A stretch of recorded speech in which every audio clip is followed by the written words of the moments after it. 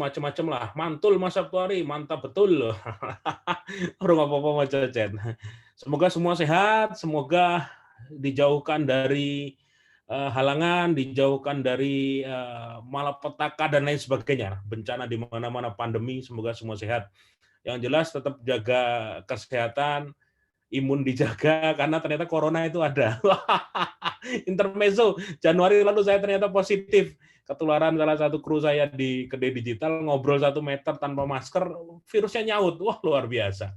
Jadi rasanya 10 hari kayak masuk angin, nggak sembuh-sembuh, mual, muntah, pusing, oksigen turun, ya, tidur malam sesak nafas, sudah saya rasakan. Alhamdulillah sudah sehat. Minum Quds Al-Hindi yang direkomend oleh Ustadz Adi Hidayat itu 5 hari langsung negatif, energi kembali pulih 100%, Masya Allah, Alhamdulillah. Seandainya itu jadi obat resmi, wah udah hilang COVID lah. Karena itu berdasarkan hadis Nabi ya, luar biasa ya. Jadi teman-teman tinggal searching aja Quds Al-Hindi, bagi yang positif semoga segera disembuhkan. Minum Quds Al-Hindi, habatus sauda, madu. Obat dari dokter 1 butir pun nggak ada yang saya minum. Tibun Nabawi aja. Alhamdulillah 5 hari sudah langsung negatif. Nah, seger lagi seperti sedia kala. Jadi emang corona ini kalau kita nyerah, habislah sudah. Tapi benar kata Mas Joyo, mungkin yang sudah mantau live saya beberapa hari lalu dengan Mas Joyo, owner warung spesial sambal, dengan 3.500 karyawan, dia bilang tidak ada kata untuk kita bertahan. Ini saatnya kita mukul balik corona, katanya. Kalau kita bertahan nunggu vaksin mau 10 tahun katanya, baru selesai. Ini saatnya kita mukul balik. Serang corona dengan cara yang cerdas, artinya kalau punya bisnis lakukan efisiensi di semua hal. Cari, dipetani kalau orang bahasa Jawa, dicari secara detail poin-poin mana yang bisa kita irit, poin-poin mana yang bisa kita efisiensi, termasuk usahakan jangan sampai ada PHK karyawan. Jadi karyawan dikumpulkan, diajak rembukan, mungkin gajinya harus dipotong dulu atau dikurangi, misalnya dibayarkan hanya 3/4. Tapi yang penting kita bisa bertahan. Daripada kita egois, dikeluarkan, malah mereka susah nyari kerjaan. Kalau kondisi itu dijelaskan ke karyawan secara terbuka, insya Allah akan mengena, dan karyawan tetap akan bisa menerima. Dan itu dibuktikan oleh Mas Yoyo dengan 3.500 karyawannya. Saya pun begitu, karyawan saya nggak banyak, hanya sekitar 50-an orang di Jogja, tapi saya jelaskan ke mereka, ya wis, kita berjuang lagi, pokoknya sekarang tidak ada kata menyerah, yang bisa dikerjakan semaksimal mungkin, dan juga lakukan efisiensi. Begitu ya, Masya Allah, luar biasa teman-teman. Nanti chatnya mungkin sambil terakhir ya, nanti tanya jawab, mau live atau baca chat nanti tergantung Mas Rizko, monggo. Materi saya adalah malam hari ini tentang 11 sikap pengundang rezeki. Wah, sangar ini. 11 sikap pengundang rezeki, tapi materi ini saya ambil dari buku ini. Mungkin ada yang sudah baca, sudah punya, atau pinjem, terserah. Yang jelas buku ini sudah hampir 5.000 pieces beredar di masyarakat dalam waktu 3 bulan ini. Responnya luar biasa, komentar positif ratusan yang masuk, dan mereka bilang sangat terinspirasi dengan 33 orang yang saya temukan. Jadi di belakang itu ada foto 33 orang, sengaja iseng, cover belakang tuh apiknya apa ya, 33 orang, saya sisakan 1 buatmu, fotomu tempel di sini, menjadi orang ke-34. Tapi seru ya, karena apa? Saya waktu itu mikir, kira-kira contoh real mereka yang bisa bisnis tanpa riba, yang nggak punya utang di bank, nggak punya utang di koperasi itu mana ya? Saya hanya nulis status di Facebook akhir September, saya ingat saya butuh nih 33 orang untuk jadi narasumber buku baru saya. Yang ngirim ternyata 115 lebih. Bahkan ada yang udah hari terakhir itu mereka masih ngirimin, harus saya seleksi. Dan selama seleksi saya bingung, jujur, menentukan siapa orang-orang ini. Karena jangan sampai saya ketemu orang yang karakternya buruk. Mereka sudah saya tulis, ternyata di belakang punya masa lalu yang belum selesai, dan itu yang buruk. Makanya saya berdoa sama Allah, ya Allah, pilihkan dari 115 orang yang ngirim data ini, 33 orang yang akan menjadi contoh kebaikan buat ribuan orang. Alhamdulillah ditunjukkan oleh Allah, saya Zoom dengan mereka selama 15 hari, terus 15 hari berikutnya saya lembur tiap hari ngetik aja, ngedit, mencari sumber ilmu dari ayat Quran, dari hadis, saya googling, saya cari di buku, saya susun menjadi buku setebal 350 halaman ini, alhamdulillah. Ya, terus saya akan merangkumnya dalam 11 sikap yang dimiliki oleh mereka. Kenapa bisa bangkit dari riba dan mereka menjadi energi positif pengundang rezeki. Magnet rezekinya kuat banget anak-anak ini. Serius, saya dengar cerita mereka, mereka nangis, saya ikut juga terharu gitu. Mereka sedih, saya juga ikut sedih. Rekamannya masih saya simpan. Mungkin suatu saat harus saya upload juga di YouTube biar ditonton oleh teman-teman. Sekarang biar pada baca bukunya dulu, biar mereka belajar dan merasakan langsung energi dari mereka semua. Saya akan share screen ya, Mas Rizko, mohon izin. Ya, monggo Mas. Share screen, teman-teman, kalau HP-nya sekarang posisi tegak, berarti nanti dimiringkan, biar materi saya bisa biar materi saya bisa dilihat secara landscape. Apakah sudah muncul? Ya. 11 sikap hidup pengundang rezeki. Sampun nggih? Ya, sampun. Siap, oke, silahkan. Yang mic-nya masih nyala bisa dimatikan, saya akan mendongeng. Mendongeng penuh ilmu dan dari kisah nyata. Wah, 11 sikat hidup pengundang rezeki. Ini foto saya minggu lalu. Walah, main-main. Gandeng alhamdulillah rantai hutang. Jadi liburan bisa kemana saja tanpa takut ditagih hutang. Karena saya pernah dulu di Bali waktu punya hutang, lagi di pinggir pantai dapat SMS, Mas jangan lupa tagihan besok Senin jatuh tempo. Aduh, yo, itu tiba-tiba laut itu bukan warna biru lagi, tapi merah darah itu. Semoga teman-teman peserta ini 200 orang lebih lunas utang semua. Amin. Nggak punya utang, nggak punya cicilan, hidupnya berkah, ahli sedekah, wes pokoknya berlimpah ruah, masuk surga dengan mudah. Amin. Yang mau duluan monggo. Ojo Mas, belakangan aja. Ya Allah. Oke, ini bukunya ya. Nanti ending saya kasih tahu, yang belum punya boleh minjem, kalau mau beli saya kasih tahu caranya, dan sudah free ongkir dikirim semua. 33 kisah nyata bisnis tanpa riba, dari jalanan hingga gedongan, dari recehan hingga miliaran.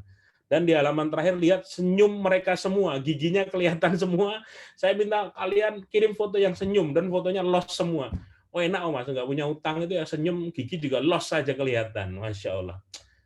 Luar biasa orang-orang ini. Oke, saya mau kasih tahu kisah-kisah yang luar biasa yang saya dengarkan dari mereka langsung. Apa 11 sikap hidup sehingga mereka bisa merubah yang mungkin dulunya pernah riba, yang dulu pernah banyak masalah, dan ternyata diangkat oleh Allah kesulitannya dan dimudahkan rezekinya. Yang pertama adalah memaafkan masa lalu. Ini kisah sahabat saya Mas Nafi Utama, tinggal di Jogja. Saya tahu masa lalunya karena saya pernah kenal dekat dengan dia. Saya kaget ketika dia tiba-tiba juga ngirim data.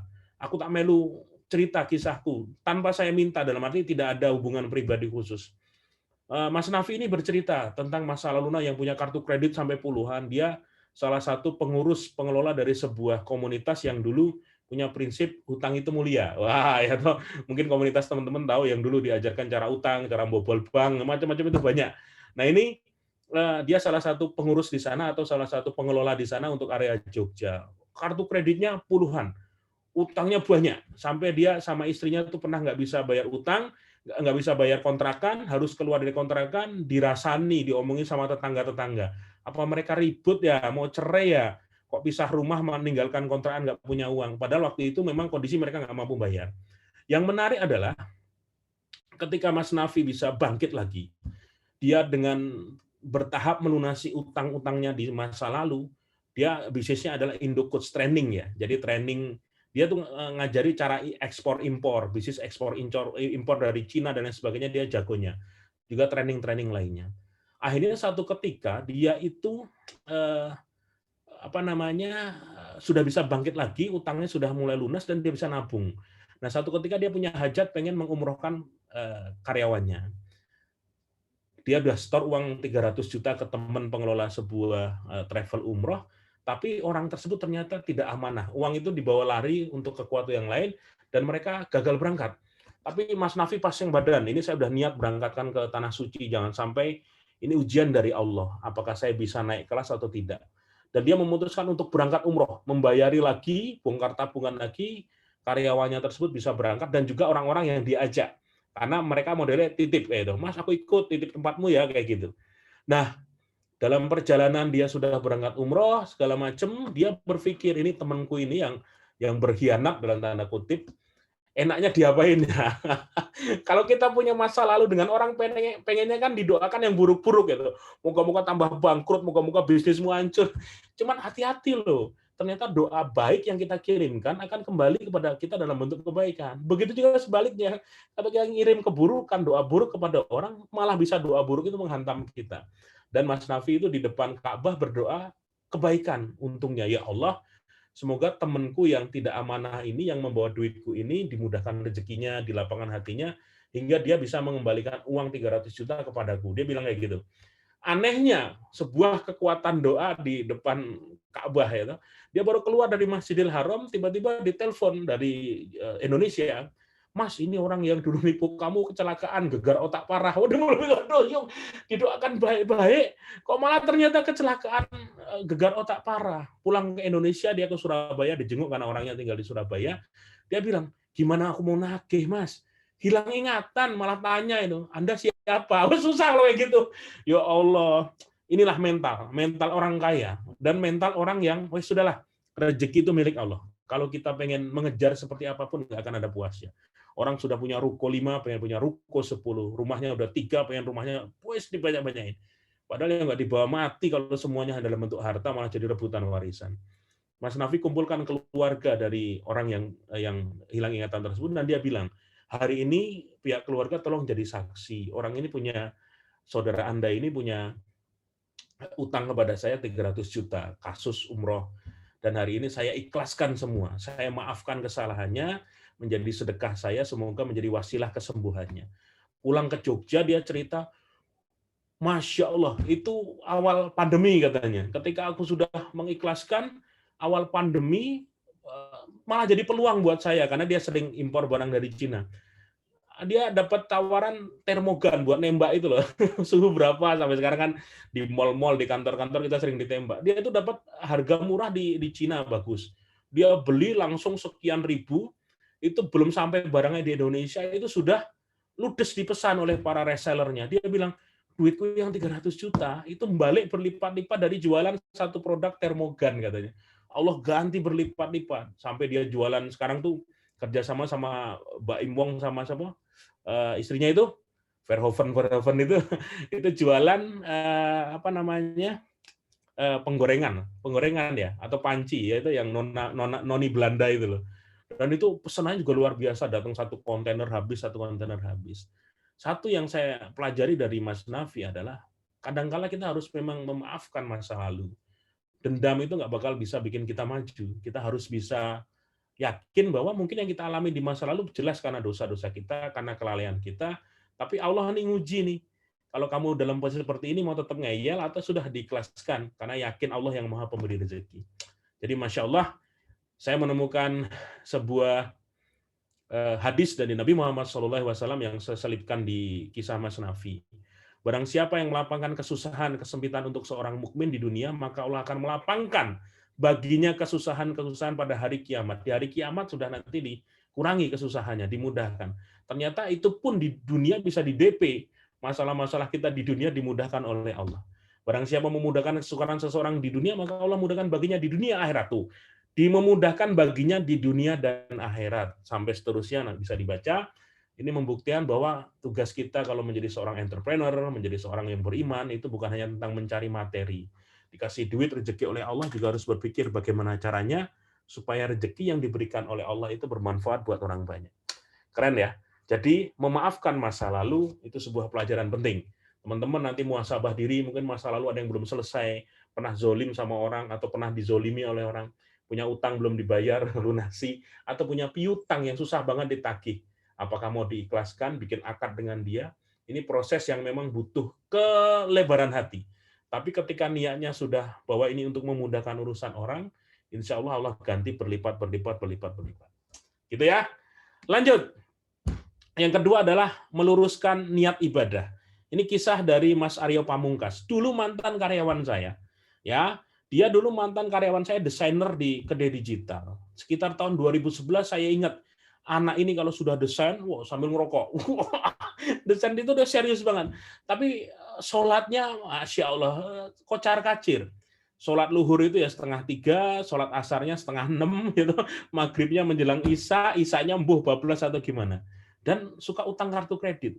Berkali-kali saya lihat, ya itu ada telepon. Oh, nggak usah diangkat, Mas, paling debt collector. Hobinya ngutang, kalau butuh duit, gesek kartu kredit. Dan menjadi sesuatu yang, ini anak ini nggak benar lama-lama. Kalau nggak dibiarkan, harus ada peristiwa yang membuat dia tersadar. Nah, satu ketika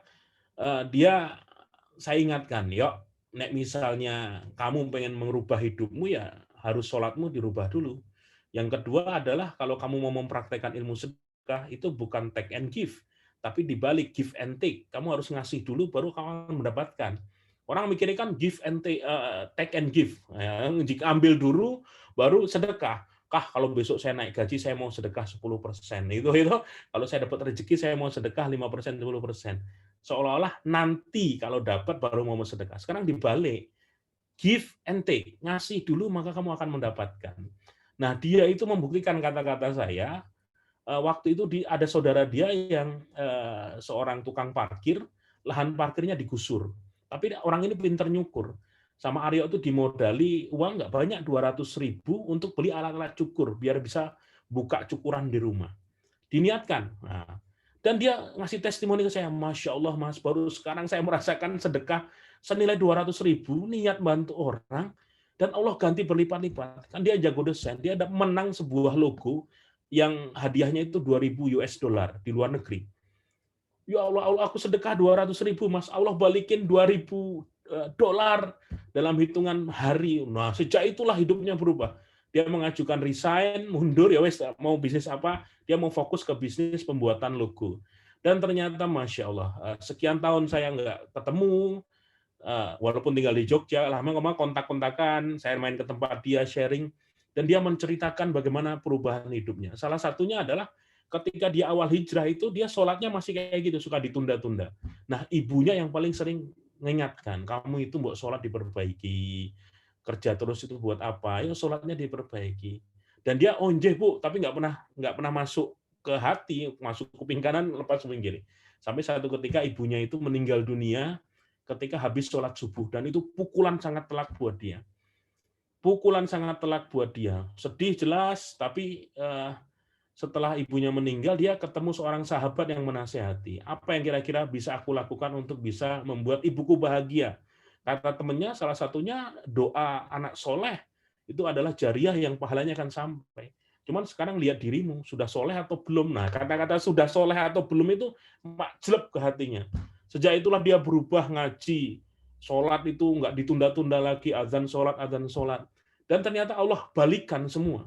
Yang dia dulu kartu kredit juga belum lunas, utang masih ada, logonya itu selalu menang, selalu dipakai. Bahkan datang ke tempat saya itu dia menunjukkan logo dia dipakai untuk desain kendaraan militer di Amerika. Mas, ini desain aku dibayar sekian dolar, ini untuk dipasang di negara Amerika di kendaraan militer. Dia tunjukkan foto-fotonya semua. Wah, keren. Sampai dia mendirikan Slab Design, punya belasan karyawan, semua desainer, jago semua. Dan dia bilang, klienku 99% luar negeri, Mas. Toko buku di Belanda kami yang mendesain konsepnya, ada yang di Alabama, mana-mana Amerika itu dia yang desain semua. Yang ngerjain anak-anak muda di Condong Catur, Yogyakarta. Keren ya, walaupun tinggal di Jogja tapi desainnya mendunia. Bahkan yang lebih ngeri, ada sebuah perusahaan besar nasional di Indonesia, operator seluler, yang menyerahkan desainnya itu ke Australia. Tapi orang Australia itu, agensi yang di Australia menyerahkan mensub desainnya ke timnya Aryo. Lucu ya, jadi dilempar ke Australia, lari lagi ke Jogja, ke Condong Catur itu. Jadi dia bilang, tapi ya udahlah, nggak apa-apa Mas, kita dibayar dolar kok. Dan yang menarik lagi adalah sejak dia berubah, rezekinya berlimpah, utangnya lunas, dia sudah punya 3 bisnis sekarang yang berhubungan dengan desain semua. Yang menarik, dia setiap Jumat punya gerakan namanya nasi berkah, seingat saya namanya. Itu dibagi ratusan nasi box yang dia bagi gratis. Kalau lihat penghasilan laporan keuangan ditunjukkan ke saya, ini mantan karyawanku, keren nih. Dia sudah ratusan juta. Karena ini kayak jualan angin, dalam arti nggak ada bahan baku. Ya. Kalau saya jualan tengkleng masih ada bahan baku. Nah, dia tinggal di depan komputer, nampung, bayaran dolar. Tinggal dibagi. Keren ya, Aryo Pamungkas. Jadi sekarang meluruskan niat ibadah. Dari membuat ibu dulu kecewa, ibunya dibahagiakan. Terus yang sudah itu dia ibadah yang dulu hanya setengah-setengah, sekarang full dirutinkan dengan sedekah box setiap minggu, mengasih makan orang miskin dan duafa. Mantap. Jadi itu pelajaran kedua, meluruskan niat ibadah karena Allah dan Allah ganti berlipat-lipat. Pelajaran berikutnya adalah ini tentang Quran dan hadis tentang Mas Aryo. Dan Tuhanmu telah memerintahkan supaya kamu jangan menyembah selain Dia. Oh, disuruh nyembah Allah. Dan hendaklah kamu berbuat baik kepada ibu bapakmu dengan sebaik-baiknya, Masya Allah. Dan saya tulis di situ, dia mungkin bacanya nangis gitu. Ibumu tuh tersenyum sekarang. Di alam kubur itu ibumu tersenyum, yuk. Karena mendapatkan transfer pahala jariah dari dirimu. Wah, dia langsung diam, terharu. Nabi Muhammad SAW bersabda, ketika seseorang telah meninggal dunia, maka terputuslah amalnya kecuali 3 perkara. Sedekah jariah, ilmu yang bermanfaat, dan anak soleh yang berdoa untuknya. Keren ya, untuk Mas Aryo di Yogyakarta. Berikutnya adalah 3, melakukan kebaikan beruntun. Saya merasa doa saya dikabulkan oleh Allah ketika menemukan 33 orang ini. Karena kisahnya tuh luar biasa semua. Mbak Titin sama Mas Imam, suami istri. Satu kerja di Honda, satu kerja di Isuzu, seingat saya, di Cikarang, Bekasi. Cikarang, Karawang, Bekasi, sekitar itulah pokoknya. Yang menarik adalah mereka ini sudah jadi karyawan, pengen jadi pengusaha, buka usaha. Tapi kesalahan mereka adalah waktu itu yang sebelumnya adem ayem. Ada mic yang nyala, tolong dimatikan. Bunda Nuning mungkin. Oke, sip ya. Ada niat berbisnis, tapi sebelumnya tanpa utang. Mereka nggak suka ngutang. Ditawari, mereka kok tertarik. Ah, ini buat modal, ya, gitu loh. Berjalan, tiba-tiba keinginan, pengen punya mobil, beli Toyota Vios, kayak aneh. Nah, di awal itu manajemennya belum kuat, ditambah dengan sifat buruk riba, dan itu yang terjadi sama mereka. Buka cabang bisnis 2-3, jualan macam-macam kok hancur. Nggak jalan, bahkan gaji mereka dari sebagai karyawan di 2 perusahaan otomotif itu habis hanya untuk bayar cicilan bunga. Sampai Mbak Titin itu nangis, ya Allah, aku tuh nggak tahu salahku di mana. Saya tuh tahajud, Mas, sampai nangis-nangis. Tunjukkan ya Allah di mana kesalahanku, nggak tahu gitu. Nggak paham soal buruk riba, nggak paham soal utang, nggak paham soal manajemen bisnis, ya toh. Karena taunya dia bisnis di perusahaan besar sudah ada sistemnya. Dan akhirnya apa yang terjadi? Allah tunjukkan bagaimana bahaya riba. Seingat saya dia cerita, entah dari buku saya atau dari kajian mana waktu itu, bersadar, wah ternyata riba itu yang membuat usaha saya hancur. Wah riba ini yang ternyata membuat banyak halangan dalam kehidupan saya. Yang dilakukan, dia hijrah bersama suaminya resign, memulai bisnis makanan frozen. Ibu-ibu di kampungnya di Bekasi dikumpulkan, diajak untuk bikin makanan frozen jualan. Dan dia bilang sama Allah, ya Allah, kasih kesempatan saya berbuat baik. Saya pengen menebus kesalahan saya, ya Allah. Tahu nggak, dia ketemu dengan beberapa anak yatim piatu. Dikasih makan, dirawat. Sampai satu ketika, pagi hari datang seorang bapak dengan 3 orang anak, seingat saya. Ya, 3 orang anak ke rumah dia. Dan bapaknya itu ngomong, Bu, saya titip anak saya ya, kayak gitu. Loh, mau kemana Pak? Ya, saya titip saja. Itu mereka disuruh tidur ke rumahnya, dan besok pagi bapaknya meninggal di rumahnya. Meninggalkan anak yatim tersebut. Nah, Mbak Titin langsung, wah ini wes kayak dapat titipan beneran dari Allah. Terus dia ketika butuh harus punya rumah sendiri untuk rumah singgah anak-anak yatim piatu ini, Allah mudahkan lagi. Pemilik rumah malah wes Mbak, nggak usah dibayar, rumah ini saya wakafkan buat Mbak Titin dan pengelola panti asuhan ini. Jadi panti asuhan ada seperti jadi sekarang. Dan itu diurus sampai sekarang ada puluhan anak yatim dikasih makan dari hasil kerja jualan makanan frozen ini. Omsetnya piro Mbak, kok bisa menafkah? Alhamdulillah Mas, nek rame ya iso 500 juta per bulan. Luar biasa. Allah ganti ya, cukupkan, utangnya sudah lunas. Sama Mas Imam ini berjuang bareng, dan dia bisa menafkahi anak-anak yatim. Jadi kebaikan itu nggak boleh setengah-setengah, beruntun terus dilakukan. Dan terbukti oleh Mbak Titin dan suaminya. Masya Allah, keren ya. Renungan Quran dan hadis, Allah memusnahkan riba dan menyuburkan sedekah. Dan Allah tidak menyukai setiap orang yang tetap dalam kekafiran dan selalu berbuat dosa. Ini keren. Terbukti ketika Mbak Titin dan suaminya mainan riba, dibuat bisnisnya habis semua. Tapi ketika Mbak Titin mulai berani bersedekah, ngurusi anak yatim, disuburkanlah rezeki dia, diganti berlipat-lipat. Masya Allah. Nabi Muhammad SAW bersabda, saya dan orang yang memelihara anak yatim itu di surga seperti ini, kata beliau, memberi isyarat jari telunjuk dan jari tengah. Masya Allah. Ngiri ya. Bisa seperti itu. Dan mereka sekarang tinggal di Bekasi. Mbak Titin masih nyambi kerja di perusahaan otomotif, tapi dalam proses resign untuk bisa full di bisnis frozen food-nya. Mantap. Nomor 4, dendam positif. Dendam tuh boleh, tapi yang positif itu. Kalau dalam Al-Quran kan kita nggak boleh iri kecuali kepada orang-orang yang ibadahnya bagus, yang sedekahnya banyak. Jadi kita harus boleh iri kepada orang yang kebaikannya jauh lebih banyak kepada kita. Jimmy Laksana ini lucu ketika, karena dia orang dari Tegal. Ngomongnya ngapak-ngapak. Yang menarik adalah, Mas, dalam sejarah saya mainan riba, keluarga saya, sampai nggak ada nasi, saya makan kulit jeruk, katanya. Bagaimana kejamnya riba, keluarga saya nggak bisa bayar utang, dicaci maki, dihina-dina debt collector, nggak punya makanan, saya saking laparnya makan kulit jeruk. Wah, ini keren anak ini. Nah, dia bercerita, habis itu saya bisa bekerja di kontraktor pemerintah. Dia bercerita masa lalunya ternyata sangat dekat dengan suap, proyek-proyek pemerintah itu loh.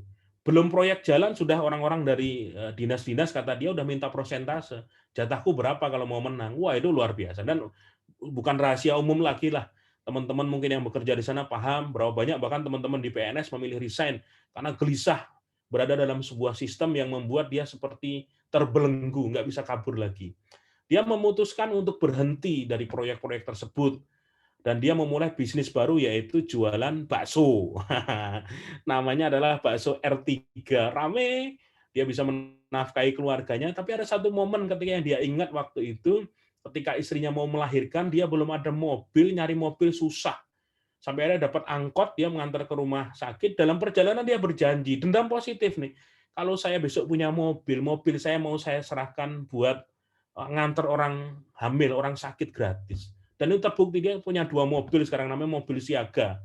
Siapapun mau pakai buat ngantar orang sakit, ibu hamil, praktek, silahkan tinggal ngambil di rumahnya gratis. Tinggal nyari sopir sendiri. Dia tetap berbisnis, dan dia juga tetap menolong orang lain. Itu yang keren.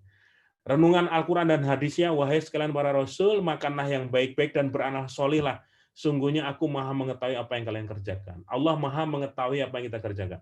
Jadi hati-hati, setiap langkah ada suatu bisnis yang kalian ragu, kok ada suap di sini ya, ada yang abu-abu, tinggalkan.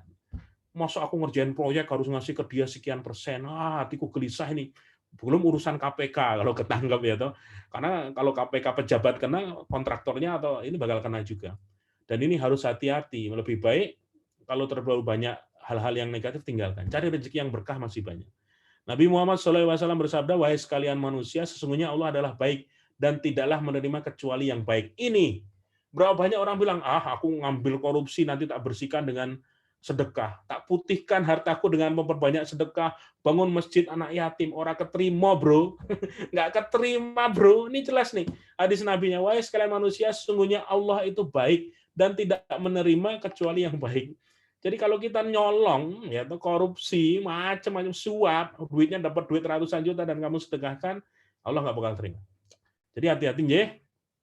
Pastikan setiap rupiah yang masuk ke rumah, setiap rupiah yang masuk ke mulut istri anakmu itu adalah sesuatu yang halal. Jangan sampai yang haram masuk ke dalam darah, menimbulkan penyakit, mengeraskan hati, mendatangkan petaka, kegelisahan, dan lain sebagainya. Mulai sekarang belajar dari Mas Jimny tadi, pokoknya aku mendingan keluar dari proyek pemerintah, tutulan bakso bayar ya untuk duit, iya Bok. Wong Tegal nek ngomong mantep banget. Oke, lanjut lagi. Mana nih? Oke. 5, menolak keburukan. Ini orang gila juga. Mas Dinko Minggu, namanya mirip saya. Kalau saya kan Sabtu Ari, Bapak ngasih nama karena lahirnya hari Sabtu. Wes diwalik wae, hari Sabtu jadi Sabtu Ari. Nah, Dinko Minggu ini juga namanya benar, di KTP-nya juga Dinko Minggu. Lahirnya hari Minggu. Kalau bahasa Jawa Dino itu kan hari, Dino Minggu. Sama bapaknya cuma ditambahi huruf K, Dinko Minggu. Jadi ketemu saya itu ngakak bareng. Bapak kita ini luar biasa ya, ngai jeneng yang gampang-gampang saja. Dan ini orang bukan sembarangan karena dia pernah bertugas di salah satu lembaga negara pemeriksa keuangan. Dia dulu orang termasuk intelnya, dia hafal betul. Mas, sekarang dinas apa? Aku tahu semualah bagaimana permainan mereka. Kalau di dinas pendidikan, harga buku di markup, alat-alat sekolah di markup, aku hafal semuanya lah. Yang di kesehatan juga alat-alat buat rumah sakit pada di markup semua. Ya Allah katanya. Saya hafal, Mas. Dan kami ini adalah sasaran empuk untuk suap. Saya pun pernah menerima. Dia bercerita masa lalu saya, wah, ratusan juta, Mas. Tapi habis itu hilang aja. Musibah juga saya terima. Keluarga bola-balik masuk rumah sakit. Jadi uang yang saya terima di luar gaji dari sogok-sogok itu membuat Tidak ada keberkahan dalam rumah tangga saya. Keluarga pada sakit semua, Mas. Itu membuat dia gelisah, Mas Dinko ini. Bahkan dia bilang ada sebuah kabupaten di Jawa Timur yang anggota DPRD-nya masuk penjara semua. Dia yang memeriksa kan. Aku yang meriksa, Mas. Kata itu satu DPRD korupsi semua, aku yang meriksa kayak gitu. Sampai apal semua. Bahkan ketika salah satu dinas itu nawarkan dia uang, nggak tanggung-tanggung, kami berempat dalam mobil, Mas. Ketika mau pulang, itu ada beberapa dus. Saya angkat, oh ini enteng, isinya berarti rempeyek, oleh-oleh kayak gitu. Tapi ada satu dus yang berat, saya curiga tak buka, itu uang ratusan ribu, Mas, bergumpal-gumpal. Mungkin kalau satu gepok 300 juta itu sekitar 1 M, dan itu buat kami, kata petugasnya yang di itu, Pak, mohon maaf, ini ada titipan dari Bapak. Ini apa? Ya diterima aja Pak, pokoknya di sini aman. KPK nggak tahu katanya, langsung dibentak sama dia. Gundolmu gitu loh, KPK itu nyadap WA-mu aja bisa gitu. Kamu sama selingkuh sama siapa KPK tahu. Dia cerita sambil ketawa-tawa. Dan dia mikir, Mas itu kalau saya terima Mas, sedap Mas, 300 juta kami dapat masing-masing 1,2 M katanya. Tapi ya saya mikir kalau ini saya ambil, bagaimana anak istri saya? Saya di penjara berapa tahun? Berapa nasib anak istri saya bagaimana? Saya tolak, Mas. Walaupun ya waduh ini duit gede. Dan dari puncaknya adalah ketika fitnah makin banyak, dia bilang dia memilih untuk resign. Keluar dari lembaga negara tersebut dan dia memulai untuk bisnis namanya adalah cash clean. Ketemu dia sebelumnya jual laundry. Nah, apa bisnis laundry sama istrinya, nah supplier sabun, laundry dan lain sebagainya tuh ditanya sama dia, bisa nggak bikin yang buat bersihkan keramik kinclong? Wah bisa Pak, kami punya formulanya dan dicoba sama dia bagus. Tanpa harus punya pabrik, dia kerjasama bermitra dengan salah satu orang yang nyuplai sabunnya itu, akhirnya dicoba cash clean itu. Masya Allah, Mas Dinko cerita ke saya, Mas, saya jualan cash clean itu rezeki saya langsung balik lagi. Berlipat-lipat dari gaji saya waktu masih di lembaga negara tersebut yang penuh suap tersebut. Dia cerita, saya kasih semua masjid yang ngontak saya, mau minta 5 liter, 10 liter saya gratiskan. Tolong masjid-masjid dibersihkan, saya kirim cash clean gratis supaya tempat wudhunya, kamar mandinya bersih. Dia cerita bagaimana keajaiban sedekah. Saya nganter cash clean ke ada salah satu reseller saya di Salatiga, lapor Mas Dinko, ini ada masjid di daerah Kopeng yang kotor banget, bisa nggak dikirim cash clean gratis? Berangkat dia ke Salatiga ngasih cash clean tersebut, sama dia dikasih wes gratis, tolong dibersihkan ya. Perjalanan balik ke Semarang, belum sampai Semarang dia ditelepon ada pesanan 700 liter dari Makassar. Seingat saya 700 liter, pokoknya ratusan liter lah dari Makassar. Dia langsung, ya Insya Allah. Belum dipakai cash clean-nya buat masjid, baru menyerahkan saja, Allah sudah ganti berlipat-lipat. Masya Allah. Jadi menolak keburukan, berani di jalan Allah, maka rezekinya datang berlimpah ruah. Mas Dinko Minggu, luar biasa. Kaosnya buatan Jogis itu, bahagia itu sederhana, tak punya utang di dunia. Wah, dia maniak kaos-kaos produksi saya, senang banget dipakai. Tidak punya utang di dunia. Dan ini renungan Quran dan hadis yang saya temukan. Jika kamu berbuat baik, berarti kamu berbuat baik bagi dirimu sendiri. Dan jika kamu berbuat jahat, maka kejahatan itu bagi dirimu sendiri di surat Al-Isra ayat 7. Percayalah, kalau kamu sekarang berbuat baik, mungkin Allah nggak ngasih hasil cash langsung. Kamu sedekah, nggak langsung dibalas langsung. Kamu menolong orang, nggak langsung dibalas oleh Allah dengan hal yang lainnya. Tapi proses itu bertahap sehingga suatu saat kamu melakukan kebaikan kok, ya Allah, sekian tahun lalu aku seperti ini ya. Kok sekarang aku ditolong seperti ketika aku lagi sempit ditolong oleh orang ini. Dan orang itu tidak harus orang yang kita tolong. Allah bisa mengirim hamba-hambanya yang lain menjadi wasilah kebaikan buat kita. Berikutnya hadisnya adalah Nabi Muhammad SAW bersabda, jika kalian bertawakal kepada Allah dengan sebenar-benarnya, tawakalnya beneran, bukan bohongan. Niscaya Allah akan memberikan rizki kepada kalian seperti seekor burung. Pagi keluar dalam sarang dalam keadaan lapar, pulang sore dalam keadaan kenyang. Cuman kadang-kala teman-teman yang mau resign itu suka bingung, nanti anak saya makan apa, istri saya makan apa. Sebenarnya takut kehilangan gengsi. Kerja di perusahaan, mohon maaf, tanda kutip, yang syarat dengan sesuatu yang meragukan atau yang dianggap haram, takut kehilangan mobil, takut kehilangan rumah, kehilangan jabatan, dan lain sebagainya. Akhirnya nggak jadi resign, terus dinikmati, tapi takutnya adalah istijrot. Ketika di atas, tiba-tiba dijatuhkan oleh Allah, habis semuanya. Itu yang harus wanti-wanti. Dan saya ketemu sama teman-teman orang-orang yang ngalami seperti itu. Sepertinya hidupnya aman, nyaman, damai. Tapi di satu titik, sama Allah dijatuhkan dalam bentuk sakit, dalam bentuk musibah, dan itu sangat ngeri. Ya, jadi ketika bertawakal dengan Allah sungguh-sungguh seperti burung, perginya lapar, baliknya nanti akan kenyang. Begitu ya. Berikutnya adalah berani hijrah. Ini kisah Mbak Novisa Fajarini di Banten. Ngontak saya waktu itu saya pilih karena dia nunjukkan foto stok spray dan cover bed-nya. Bed cover, cover bed, bed cover. Dia cerita, Mas, saya ini mantan sales mobil katanya. Sebelum saya berhijab, saya mantan sales mobil. Saya bisa menjual puluhan mobil setiap bulan. Tapi ya begitu, Mas, tahu sendiri dari dandanan saya seperti apa, gaya hidup seperti apa. Sampai satu ketika saya menikah dan suami saya itu ternyata mendoakan saya diam-diam agar saya nggak bisa menjual mobil lagi. Dan anehnya doa suami itu seperti dikabulkan Allah. Sebulan tuh saya jualan nggak laku. Ini ada apa sih?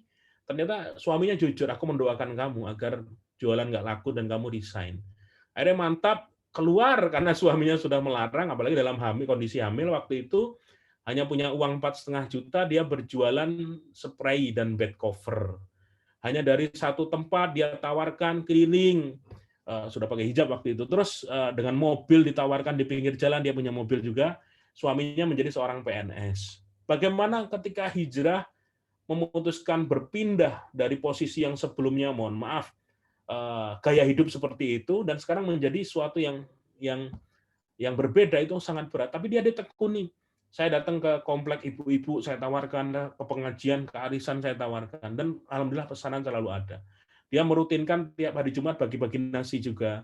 Dan dia cerita, Mas, Masya Allah, ini pesanan saya buat hotel, datang Mas, sekian puluh spray, dan itu terus-terusan. Bahkan sekarang sudah buka cabang di Cilegon.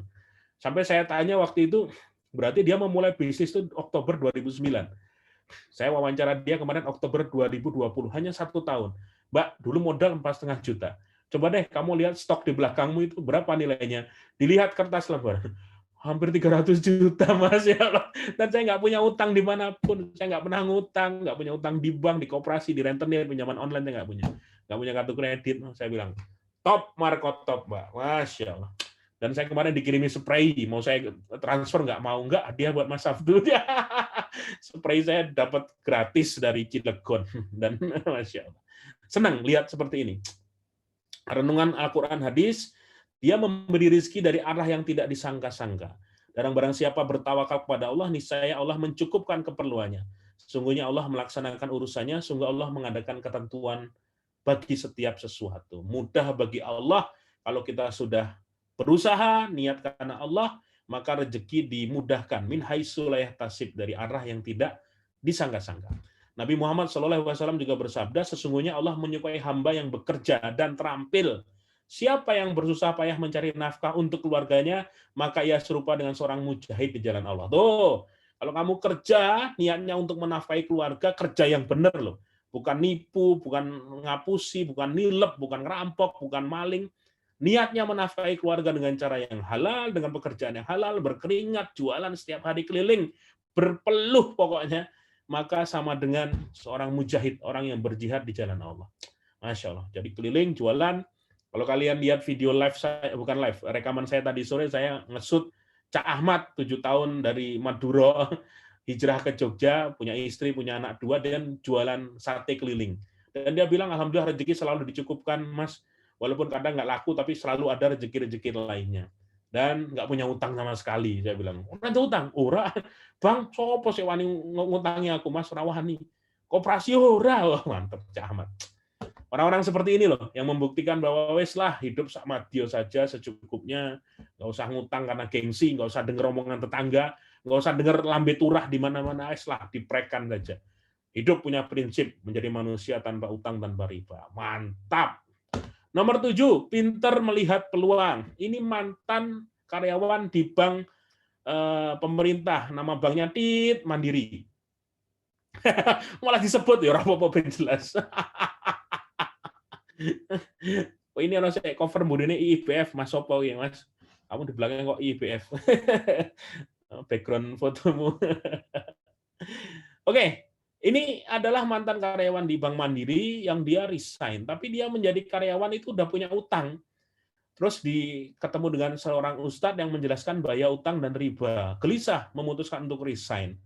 Nah, Mas Onang ini tinggal di Klaten dengan istrinya, habis nikah, bingung mau bisnis apa. Sampai ada ketemu banyak peluang bisnis, mereka fokus ke jualan perlengkapan bayi.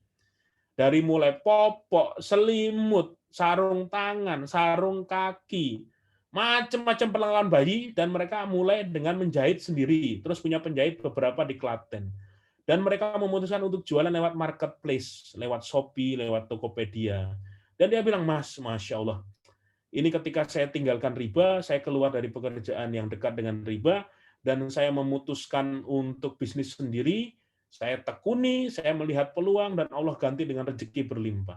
Dia cerita ketika ada Shopee sale itu sampai, wah, turah-turah sampai, waduh, sampai kewalahan kami, Mas. Omsetnya sudah ratusan juta tiap bulan. Ini keren, Mas Onang. Dan dia sampai sekarang masih ikut ini katanya, riadoh. Riadoh itu kalau bahasanya berolahraga pada Allah lah. Ada kajian-kajian riadoh yang dia diikuti, amalan hari ini apa di absen, misalnya sudah duha berapa rakaat, sudah qobliyah ba'diyah belum, dan ternyata buat teman-teman yang baru memulai itu menjadi cara untuk mendisiplinkan diri. Dipaksa lama-lama terbiasa. Coba kalian cari cara riadoh lah. Ustaz Yusuf Mansur pernah menjelaskan, beberapa ustadz pernah menjelaskan. Jadi seperti melatih atau berolahraga kepada Allah, riadah. Ya, Mas Onang sudah membuktikan tinggal di kota Klaten, kota kecil, timurnya Jogja, antara Jogja dan Solo, tapi dia bisa menjualan nasional, omsetnya ratusan juta, pusat perlengkapan bayi dan anak yang jual melalui marketplace.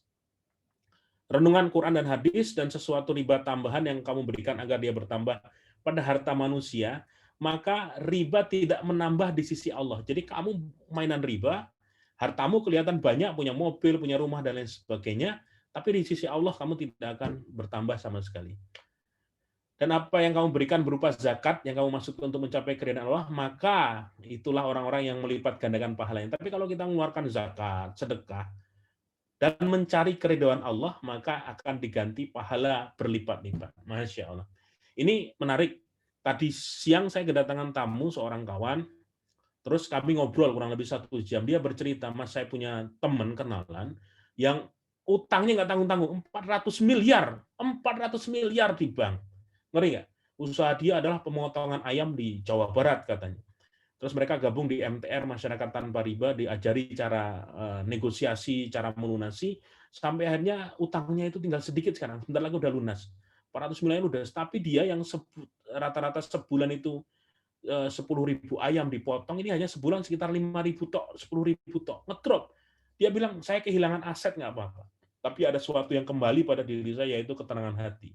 Karena setiap bulan itu dia bayar bunganya saja 400 juta ke bank, dan itu lama-lama pusing juga, walaupun punya 10 juta ekor ayam. Dan itu menjadi pelajaran bahwa orang-orang yang berhijrah itu nggak takut kehilangan aset, nggak takut dianggap miskin, nggak takut dianggap bangkrut, cuek bebek. Kalau kamu pengen dengar omongan orang, mulut orang kayak gini, lambe turah, lambe turah, lambe turah, lambe turah. Kamu pengen tutup mulut, nggak bakal bisa. Yang bisa kamu lakukan dengan 2 tanganmu nutup telinga. Nah, gini. Kamu tidak akan bisa menutup mulut ribuan mulut orang yang ngomentari dirimu. Kamu bisa menutup telingamu, cuek bebek. Diomongin orang, prek ora urusan. Prek itu kalau bahasa Jawa, boh lah. Rodo kasar, tapi kalau buat guyonan nggak apa-apa. Oh, surah ora peduli. Saya nggak peduli lagi dengan penilaian orang. Pokoknya lillahi ta'ala, saya mencari ridho Allah. Keren orang-orang kayak gitu.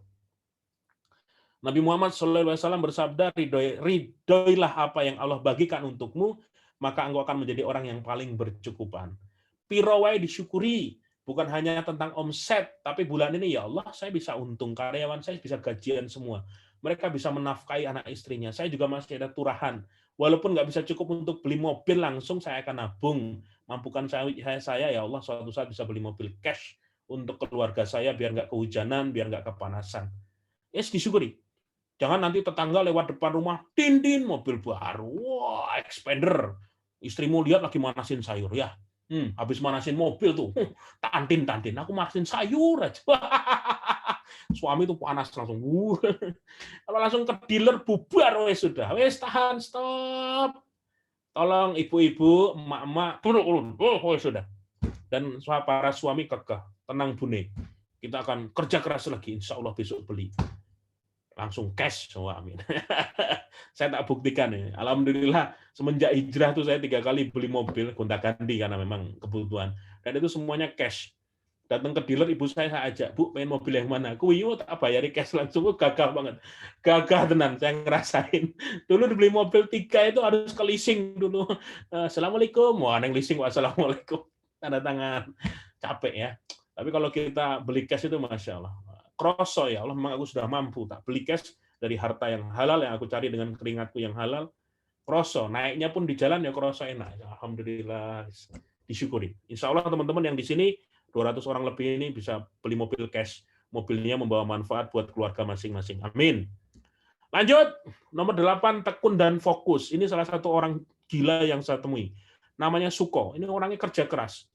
Berkali-kali bisnis gagal. Dari yang peternakan, dari yang perikanan, dari yang rumah makan. Dizolimi orang. Orang ini positif.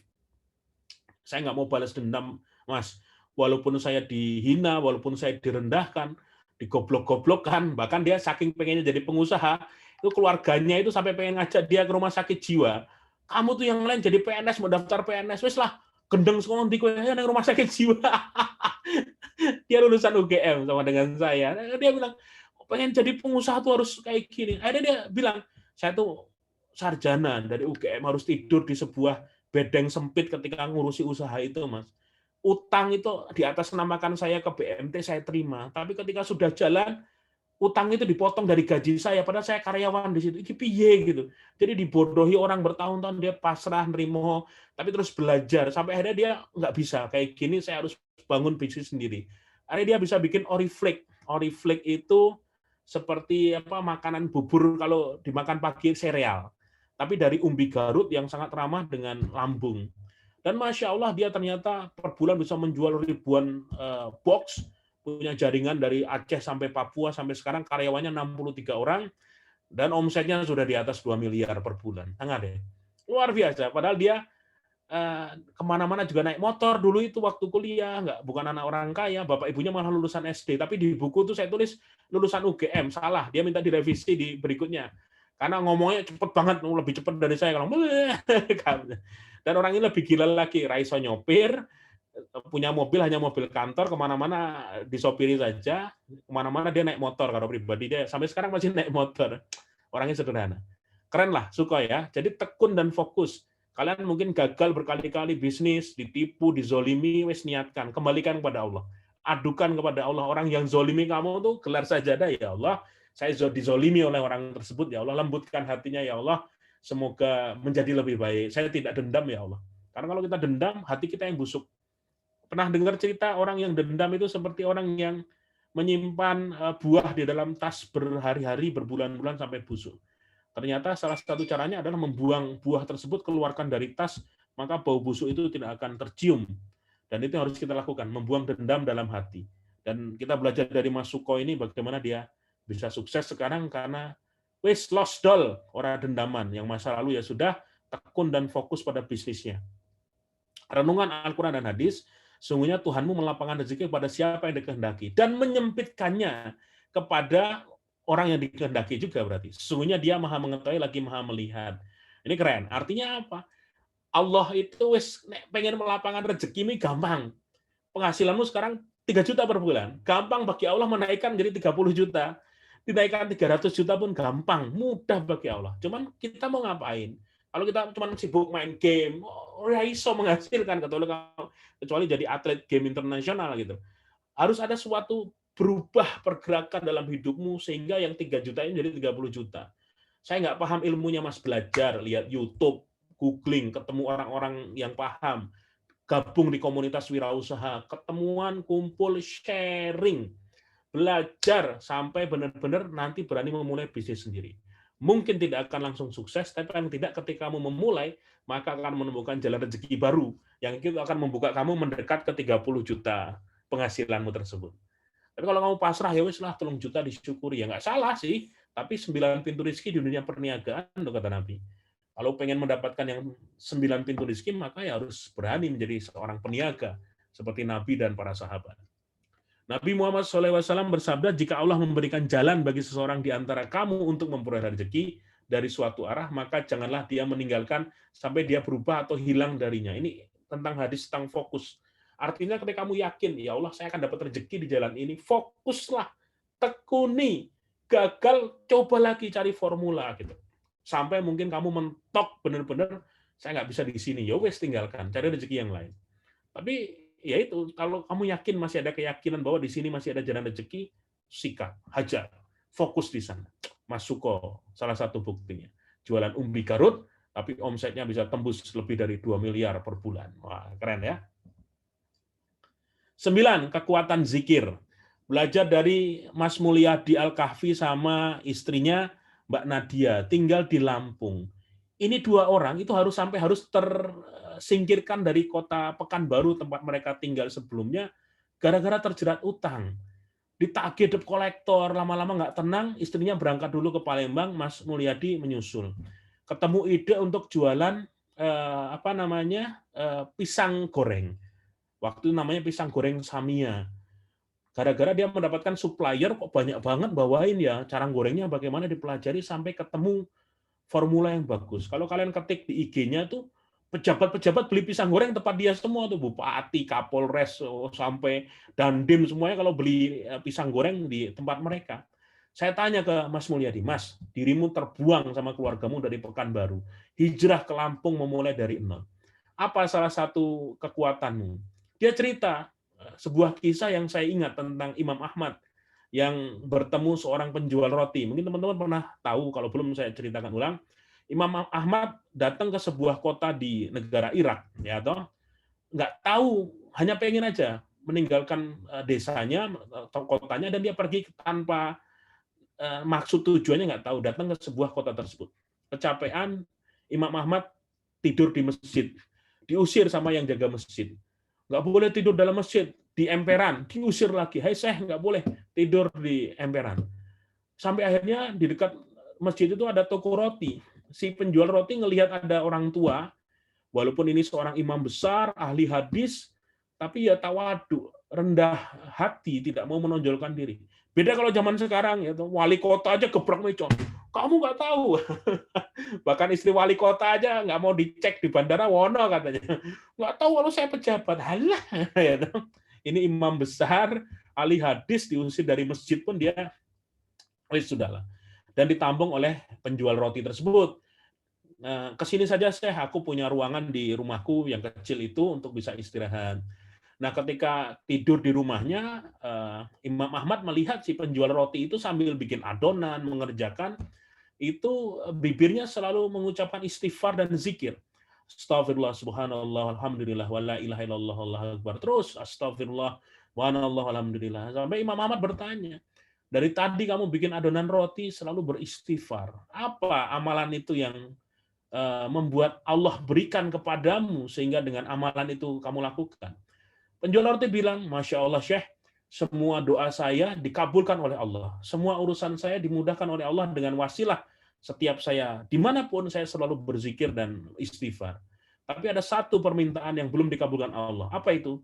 Saya pengen bertemu dengan seorang imam besar yang bernama Imam Ahmad bin Hambal. Kaget Imam Ahmad. Ternyata, Masya Allah, ternyata perjalananku jauh-jauh ke sini, jalan kaki, diusir oleh takmir masjid, hanya karena istighfarmu, kekuatan dari istighfarmu.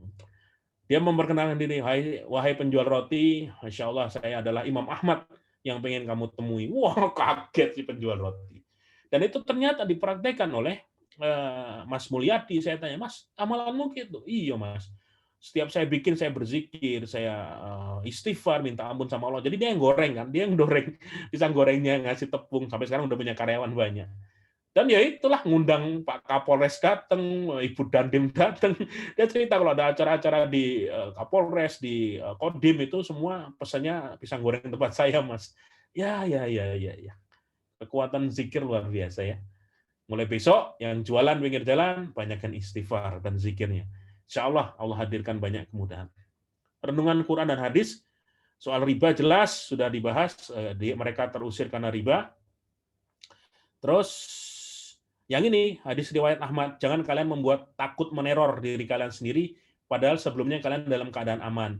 Para sahabat bertanya, apakah itu ya Rasulullah? Rasulullah menjawab, itulah utang. Jadi mereka terusir karena utang, tapi dengan wasilah zikir mereka sekarang menjadi terhormat. Kisah ke-10, jalan hidup apa yang dilakukan oleh teman-teman saya di buku tersebut. Ini Ilham Hamir, anak dari Aceh yang terdampar di Jogja. Kuliah di Jogja S2, tapi di sini malah terlunta-lunta. Dia bisnis berkali-kali dibohongi karyawan, bangkrut, sampai akhirnya dia bergabung menjadi manajer sebuah perusahaan penyuplai alat-alat untuk kedokteran, ya, rumah sakit dan lain sebagainya. Tapi dia cerita ke saya, Mas, gaji saya besar, ditawarin 15 juta di Jogja, tapi ya begitu, Mas, saya harus nyogok. Nah, ya toh, saya harus nyogok ke rumah sakit atau ke oknum tertentu, sehingga barang-barang saya bisa masuk ke sana. Dan itu kadang saya bawa uang itu cuma pakai kresek, Mas, puluhan juta buat sogokan itu. Gaji saya besar, Mas, bisa beli mobil, cash, segala macam. Tapi anehnya, hati saya nggak tenang. Dan berkali-kali saya ngerasa ada yang salah dengan cara bisnis seperti ini. Dan dia memutuskan resign. Terus ditanya sama bosnya, kamu gaji kurang ya? Aku tambah ya? Enggak, Pak. Saya pengen resign, mencari rezeki yang lain. Bahkan dia sedekah yang level atas. Mobil dia itu dijual laku 110 juta, seingat saya. Dan itu 100% uangnya disedekahkan ke beberapa panti asuhan di Jogja. Dia cerita itu sambil nangis kan. Ya Allah, dia nangis seperti itu. Masya Allah. Saya harus melepaskan itu dengan, saya kembalikan ke Allah saja. Terus dia memulai jualan roti, dan berkah sedekah itu luar biasa. Dipertemukan dengan jodoh orang Jogja, dan itu Masya Allah, sekarang usahanya di Jogja juga berjalan ramai di daerah Babarsari, dan ini menjadi sebuah pelajaran bahwa membersihkan harta di masa lalu itu penting juga ya. Kita merasa bahwa ini sumbernya nggak jelas, sudahlah kembalikan ke Allah saja, supaya menjadi jalan rezeki yang halal. Terakhir, sebentar, renungan Quran hadis, Allah tidak membebani seorang melainkan sesuai dengan kesanggupannya, ia mendapatkan pahala kebajikan yang diusahakannya, dan ia mendapatkan siksa dari kejahatan. Kalau kita mendapat pahala dari kebajikan yang kita lakukan, tapi hati-hati kalau kita berbuat jahat, maka siksa dari kejahatan juga akan kita terima. Al-Baqarah 286, lakukan kebaikan, maka pahalanya akan dapatkan. Hati-hati dengan kejahatan. Yang 11 adalah dari Mbak Resti Octavia, sedekah di waktu lapang dan sempit. Ini juga saya wawancara berkali-kali nangis. Anaknya 5. Salah satunya adalah seorang autis, menderita autis. Seorang ibu rumah tangga, suaminya dulu kerja di Darut Tauhid Agim, dan dia bilang cerita untuk menghidupi ini nggak cukup, Mas. Kadang sampai saya tuh 2 hari pernah nggak makan sama sekali, hanya minum air. Yang penting anak-anak bisa makan, dan saya nggak mau minta ke orang tua, tidak mau membebani mereka, dan saya tidak telepon ke suami karena mereka tinggal beda kota waktu itu, agar suami tidak kepikiran. Saya memilih untuk memasrahkan diri saya sama Allah, tetap jualan kecil-kecilan, kalau nggak dapat ya sudah, saya yang nahan lapar. Terus waktu itu adalah ketika dia dapat rezeki, kalau saya dapat ketika lapar, Mas, saya dapat rezeki 50.000, saya mending sedekahkan uang itu. Saya pengen sesuatu yang Allah hadirkan luar biasa buat saya.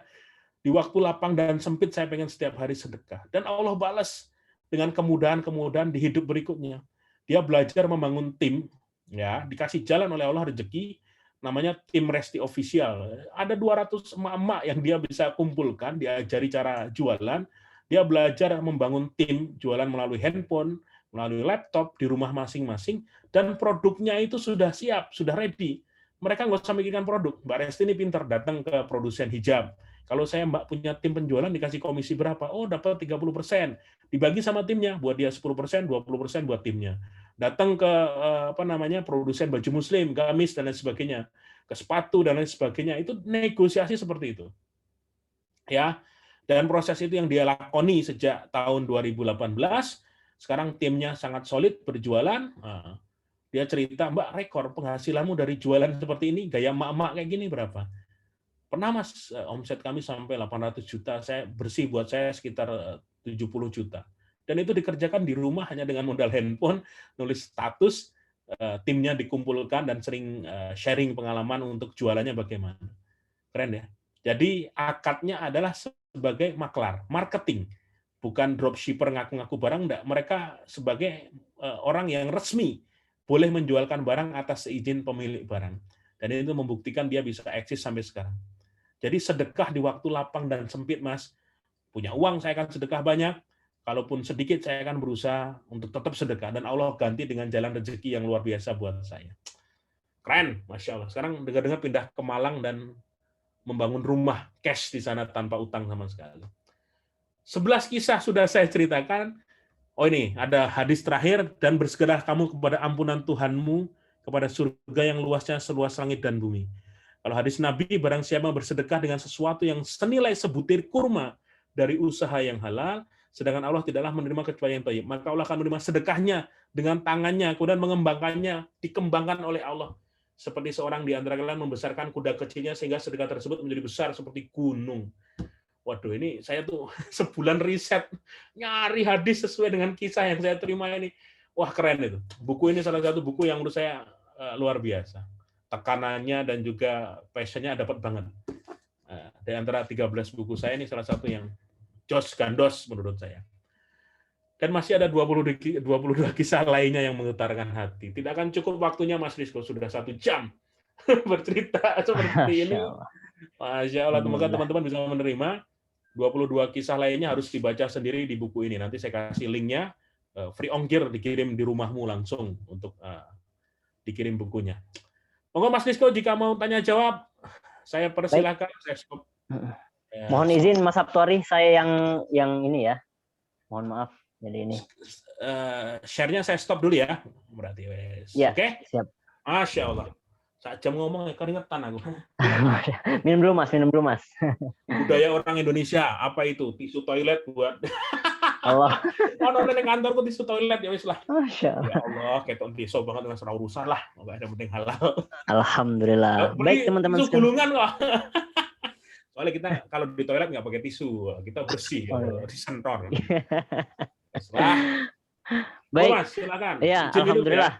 Ya. Mbak pada ketawa ini. Ya Allah, masa pakai tisu. Baik, teman-teman ya, alhamdulillah tadi semangatnya luar biasa. Kemudian kita bisa tahu bahwasanya itu tidak akan terjadi kalau teman-teman yang berada dalam cerita Mas Sabtuari tadi dalam bukunya itu, kalau mereka nggak punya prasangka baik sama Allah. Ya, lagi-lagi kenapa bisa berprasangka baik? Otomatis karena imannya ya. Oke. Teman-teman langsung saja yang ingin bertanya langsung kepada Mas Sabtuari ya. Oke, langsung diangkat tangannya, on-kan video dan di-unmute voice-nya untuk Bunda Arti Dwi Hayati. Silahkan Bunda.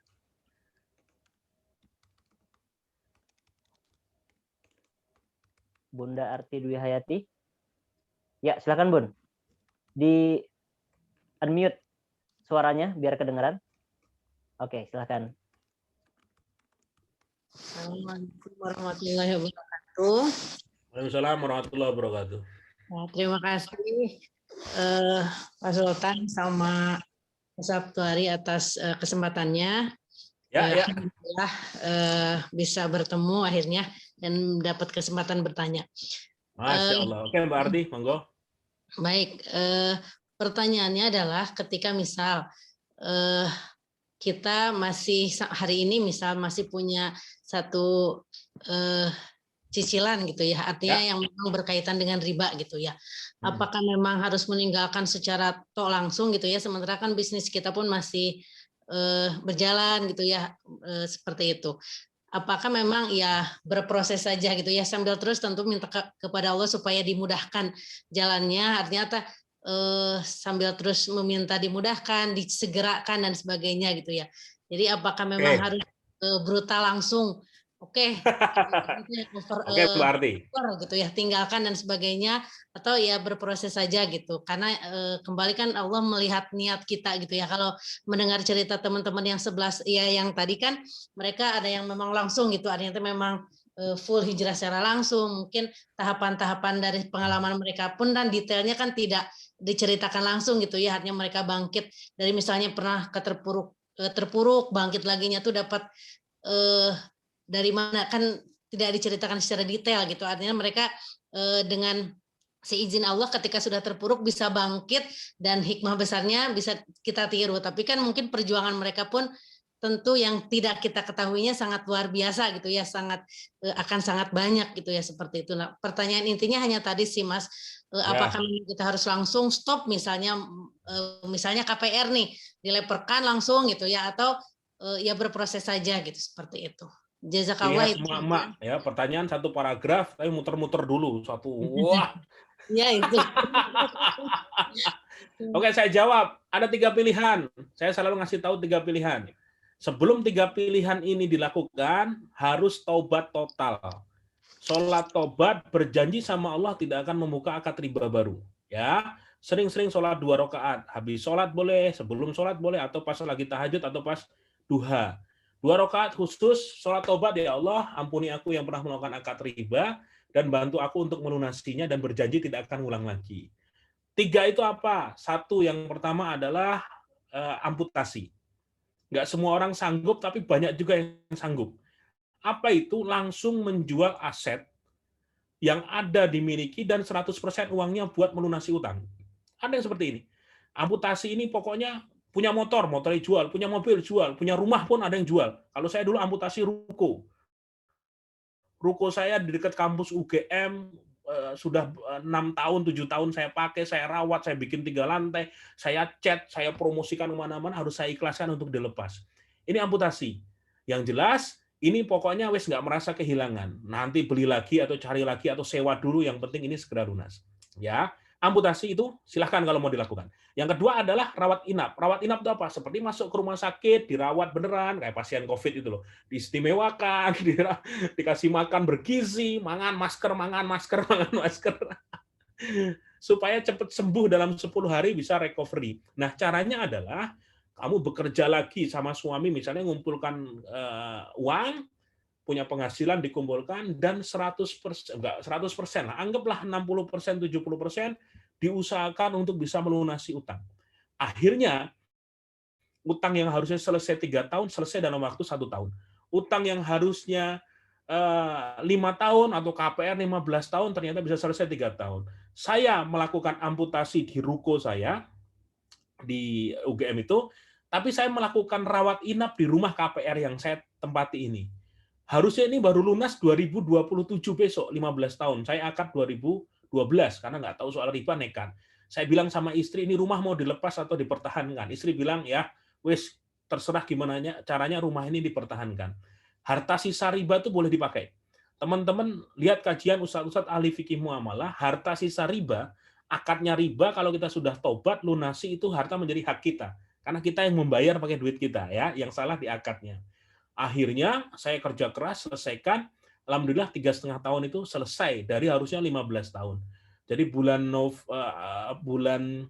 2016 itu sudah saya selesaikan. Nggak sampai 4 tahun. Dari 15 tahun. Alhamdulillah, dan saya tempati sampai sekarang. Paham ya? Rawat inap saya lakukan, amputasi saya lakukan. Yang ketiga ini apa? Yang ketiga ini adalah rawat jalan. Slow, boleh santai. Yang penting tadi tobat, tidak melakukan akad riba baru. Misal karyawan, Mas, saya seorang karyawan, punya motor tinggal 8 bulan lagi, Mas. Tapi kalau motor ini saya jual, ya toh, ini saya nanti harus Gojek, nge-Grab, pengeluaran lebih besar. Boleh nggak ini saya bayar sesuai dengan 8 bulan ini, potong gaji saya tiap bulan? Ya sudahlah. Kalau itu pilihan terbaik, supaya menghindari dia tidak lebih sulit lagi, karena harus bekerja, motor itu digunakan untuk bekerja, maka stop, tidak membuka akad riba baru, dan dia selesaikan 8 bulan sisa ini dengan gaji dia yang dipotong tiap bulan. Berarti rembukan, kalau memang udah menikah, ada suami, ini gimana nih? Rembukan, ya. Kamu petakan utang kamu, dalam berapa cicilan, kurang berapa, penghasilanmu berapa, apakah berani amputasi, berani rawat inap, atau berani rawat jalan. Yang penting sudah tobat dan tidak ada akad riba baru yang ditandatangani. Paham ya, Mbak? Oke, wes, puas. Lanjut. Alhamdulillah. Baik, kemudian Bunda Refni Payakumbuh. Oke, silakan Bunda Refni Payakumbuh. Di-on-kan videonya. Di-unmute voice-nya. Bismillah. Assalamualaikum warahmatullahi wabarakatuh. Mas Sabto, Mas Sultan, terima kasih kesempatannya. Bisa didengar? Halo, bisa kedengaran, Mas? Ya, dengar. Ya, alhamdulillah. Ada sebetulnya 2 yang ingin saya tanyakan, Mas. Pertama itu saya ini ASN. Awal karir ASN cenderung di struktural atau pejabat lah itu sampai terakhir itu saya sekretaris sebuah dinas dan pernah jadi kabid anggaran. Karena seperti cerita tadi itu penuh dengan ya gimana ya, lingkungan pemerintahan itu penuh dengan suap, fiktif, rekayasa. Manipulasi. Itu akhirnya saya kemarin itu cerita sama suami pengen resign aja gitu kan. Kata suami dulu gitu kan, karena kan antum masih gimana ya, butuh pembiayaan juga gitu kan, untuk pendidikan dan untuk kehidupan juga. Suami saya jualan, kan khawatirnya nanti nggak menentu gitu kan. Terus akhirnya pilihannya saya ngambil ke fungsional. Alhamdulillah lulus fungsional analis keuangan ke daerah. Nah, akhirnya saya dipindahkan ke fungsional, alhamdulillah. Cuma saya masih ada keraguan, Mas. Karena memang tugas saya sebagai analis itu hanya sampai rekomendasi. Di saat saya melakukan rekomendasi secara objektif, itu cenderung tidak dipakai. Itu gimana gitu kan? Apakah kondisi yang seperti ini saya masih punya kewajiban lebih? Apakah keberkahan rezeki dari gaji dan tunjangan saya diridhoi Allah gitu ya? Ya. Oke. Siap, Mbak. Langsung saya jawab. Tunggu, ada satu lagi, Mas. Oh, satu lagi. Ya, beda kasus lagi. Ya, mumpung, Mas. Jadi yang satu lagi ini terkait kebetulan saya merintis yayasan untuk pendidikan sekolah Islam. Jadi kami memang modalnya awalnya modal dengkul gitu ya, modal dekat lah gitu kan. Alhamdulillah memang Allah selalu bantu. Tapi saya masih khawatir karena kebutuhan pembangunan dan segala macam, kami melakukan pembiayaan dengan bank syariah. Dan saya nggak ngerti juga hukum-hukumnya seperti apa dan ikut aja, Mas. Kami melakukan pembiayaan itu untuk pembangunan ruang kelas itu sekarang ini sekitar 500 juta. Itu baru 2 tahun jalan, dan pas dihitung-hitung kemarin kayaknya bisa jadi lebih dari 2 kali lipat pas pelunasannya gitu kan. Saya jadi khawatir ini benar syariah atau gimana gitu kan. Mas saya sebaiknya. Makasih, Mas. Siap. Oke, Mbak Refni di Payakumbuh. Payakumbuh itu dekat sama mana ya? Si Junjung ya, Mbak ya? Dekat Bukit Tinggi, Mas.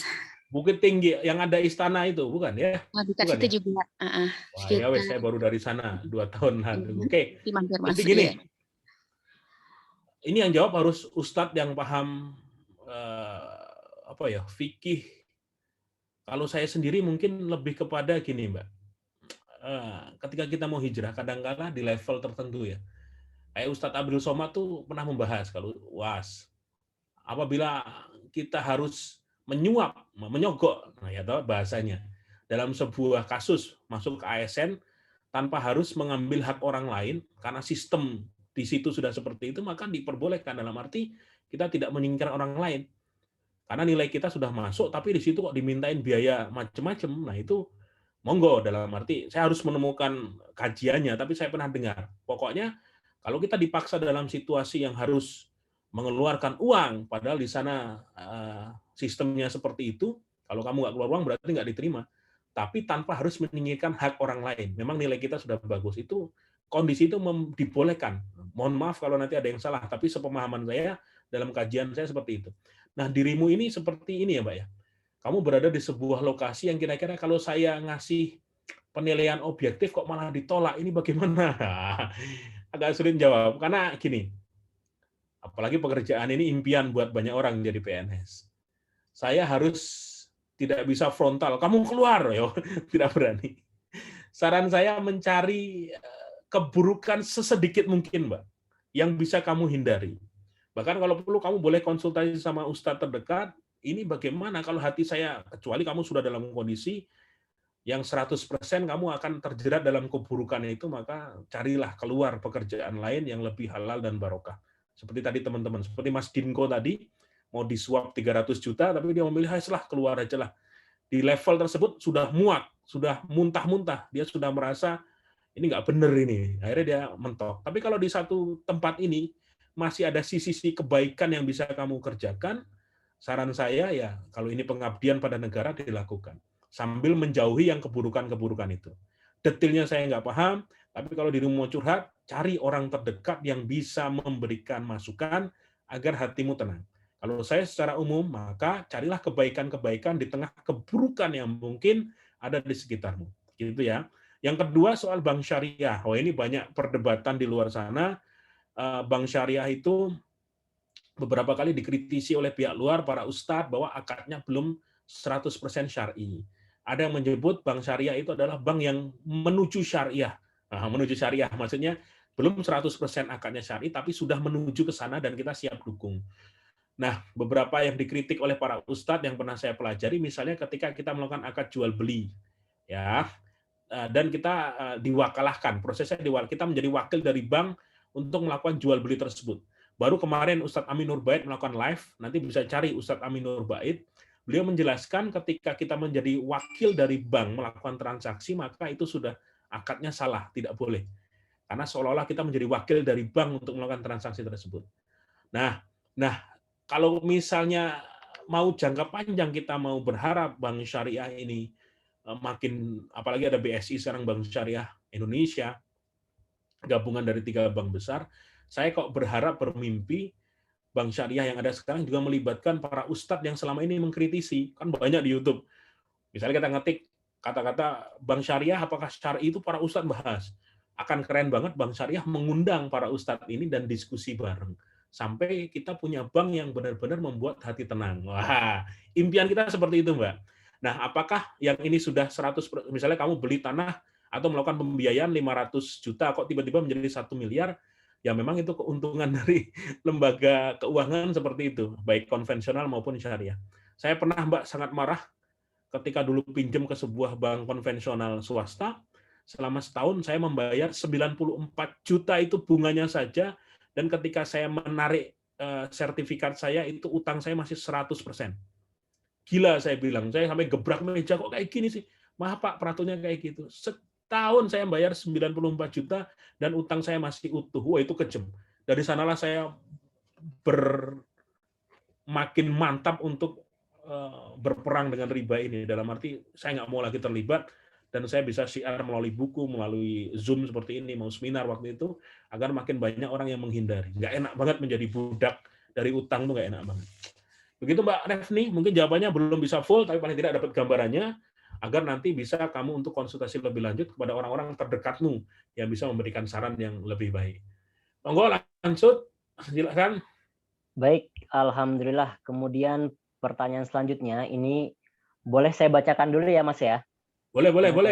Oke. Mas Sabtuari izin bertanya, bagaimana menurut Mas Sabtuari dengan usaha MLM yang sudah punya halal produk dan sudah punya halal di sistem bisnisnya, sudah disahkan oleh DSN? Ya, jadi beberapa produk MLM yang sudah disahkan oleh DSN, apalagi yang pakai label syariah, itu ada 12 syarat. 12 syarat, saya pernah sharing. Boleh saya sharingkan sebentar di chat ya? Saya carikan di note saya. 12 syarat MLM.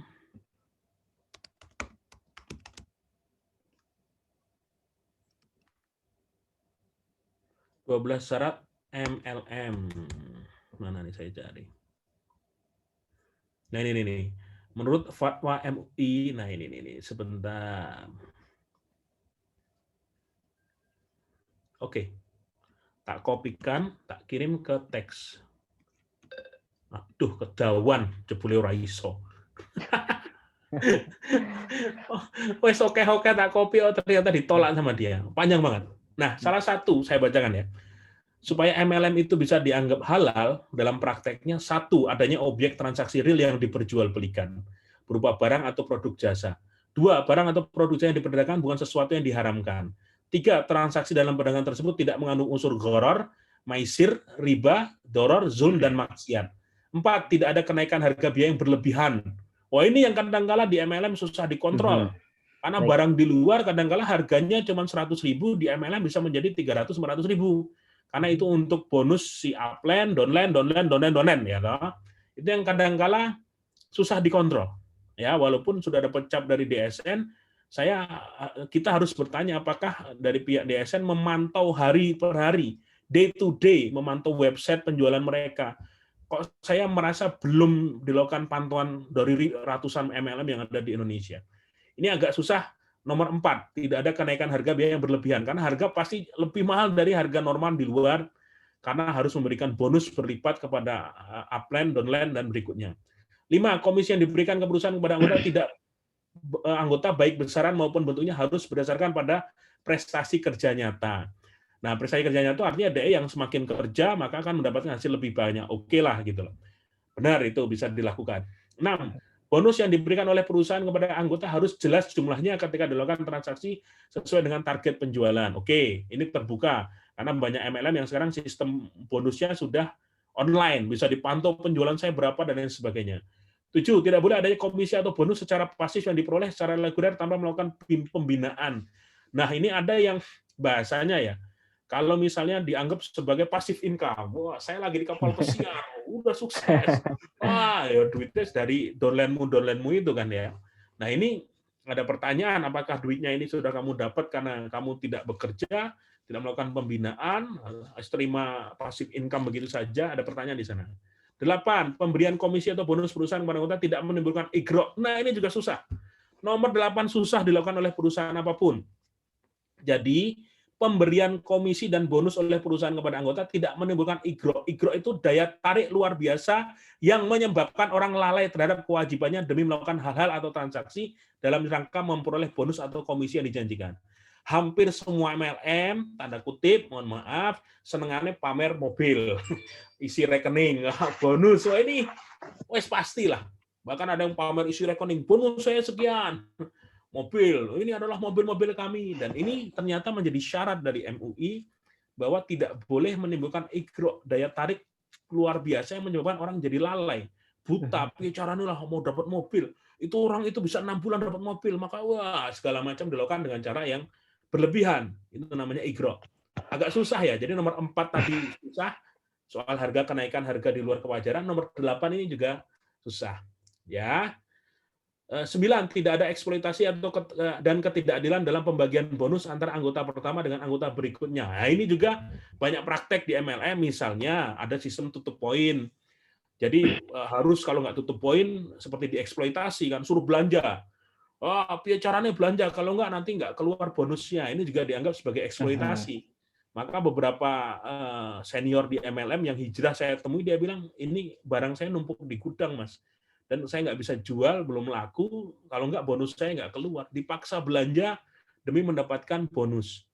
Ya, 10, sistem perekrutan anggota bentuk penghargaan dan acara seremonial dengan tidak mengandung unsur yang bertentangan dengan akidah, itu oke lah. Kalau misalnya acaranya tidak ada alkohol, misalnya itu, sudah acara kumpul-kumpul, sudah sesuai syariah, tidak ada yang melanggar. 11, setiap mitra usaha melakukan perekrutan anggota berkewajiban melakukan pembinaan. Oke lah, mereka lakukan. 12, tidak melakukan kegiatan money game. Nah, money game ini yang kadang-kadang terselubung. Dia bayar senilai 500.000, yang didapat barangnya hanya ternyata 300.000, 200.000-nya ternyata akal-akalan, diputer. Ya, toh? Itu yang kadang-kadang tidak semua orang sadar. Itu 12 syarat MLM dari MUI dianggap syariah. Yang bisa menilai adalah teman-teman MLM sendiri, apakah ini sudah sesuai belum? Ya, sudah wawancara 2 petinggi MLM yang saya wawancara, yang semua mereknya beda, nggak usah saya sebut, ada di YouTube saya, dan itu semua bilang, saya itu dulu paling kenceng ngomong MLM, Mas. Di bawah saya ada jaringan ribuan orang, dan saya memilih keluar dan minta maaf setelah mereka konsultasi sama Ustadz Dwi Condro, PhD. Ya. Mereka petinggi-petinggi kumpul di Jogja, nyewa hotel, ngundang Ustadz Dwi Condro. Dan itu dibantai habis-habisan.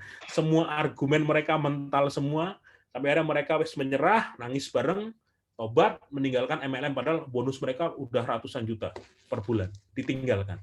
Sekarang pada jualan hijab, pada jualan gamis, kayak gitu-gitu lah. Terapapun lah, yang penting halal. Ini luar biasa, karena Alhamdulillah. kalau kita dapat uang yang kadang-kala kita pertanyakan sendiri, kita ragu benar atau enggak. Bahkan saya ada kisah Mbak Farida, belum saya upload, itu salah satu petinggi yang dia bilang, Mas, satu level lagi saya sudah tertinggi di MLM ini. Sampai satu kejadian saya naik motor itu ditabrak orang dan saya nggak bisa napas, punggung saya seperti patah begitu. Dalam kondisi itu saya minta istighfar sama Allah, ya Allah, jika aku punya kesalahan di mencari uang, maafkan aku dan sembuhkan aku. Baru dia bisa merasakan punggungnya lagi. Tadi mati rasa gara-gara ditabrak motor. Dan dia memutuskan hijrah dari kejadian tersebut, meninggalkan MLM yang membesarkan nama dia. Silahkan muhasabah diri, ketemu sama teman-teman MLM juga, saya tidak bisa menjawab dan tidak akan nyebut merek.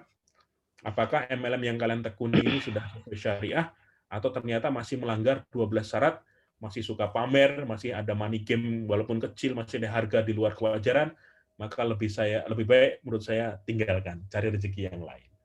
Begitu. Monggo Mas, Baik. 2 pertanyaan dia. Siap. Mudah-mudahan terjawab yang tadi ya. Kemudian selanjutnya, Assalamualaikum, mau bertanya Ustadz, saya punya suami bukan kerja. Ustadz, dipanggil Ustadz malah mati aku ya. Ini tulisan. Siap. Saya punya suami kerja di PLN dan saya suka jualan kemana-mana, itu pun ada ridho dari suami. Tapi biasa teman-teman selalu bilang kalau saya nggak dikasih nafkah dari suami karena sibuk jualan.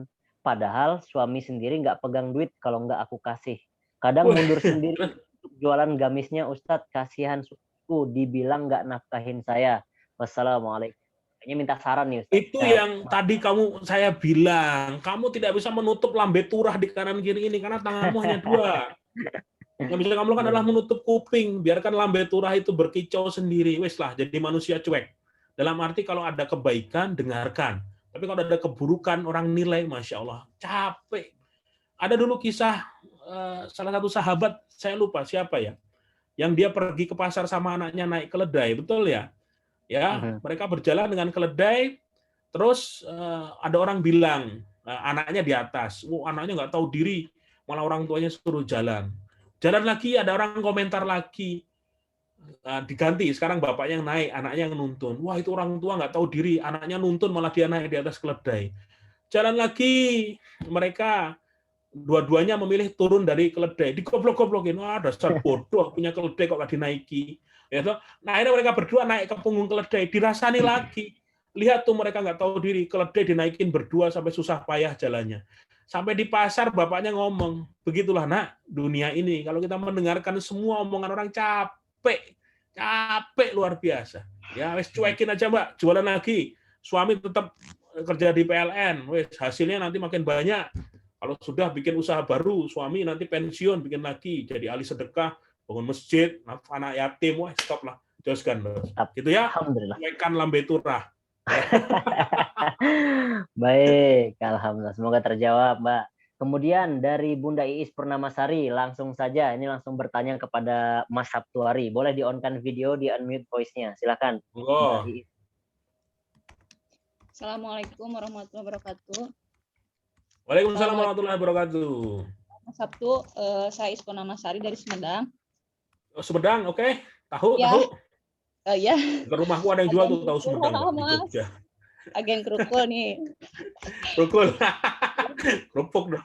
Siap-siap. Sebelumnya saya mau ngucapin makasih banyak ya Mas, berkat tulisan-tulisan Mas. Itu saya jadi terharu Mas. Masyaallah. Saya dulu saya hampir ambil rumah kredit, mobil kredit, karena belum tahu riba apa ya, dan nggak ngerti, merasa mampu lah bayar cuman segitu. Kan sekarang murah-murah ya Mas ya, rumah, mobil, DP murah gitu ya, merasa so mampu gitu lah. Pas baca-baca, nauzubillah min dzalik ya, pas baca-baca yang bangkrut ini, nggak jadilah intinya. Dan alhamdulillah, maaf ya bukan ria, sekarang udah kebeli mobil cash karena Masya Allah, alhamdulillah. Dulu ngerasa kalau nggak kredit pasti nggak akan kebeli. Ternyata betul. Salah banget Mas ya. Jadi rezekinya sama Allah, ya udah kredit terus tuh saya hidupnya. Dan berkat tulisan-tulisan Mas dengan cash, insya Allah mampu.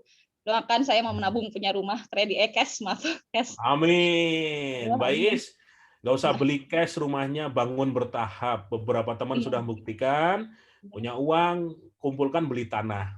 Ya toh, Iya, nanti iya. bangun lagi di pondasi, bangun tembok, dan selama proses kamu banyakin berdoa, banyakin sedekah.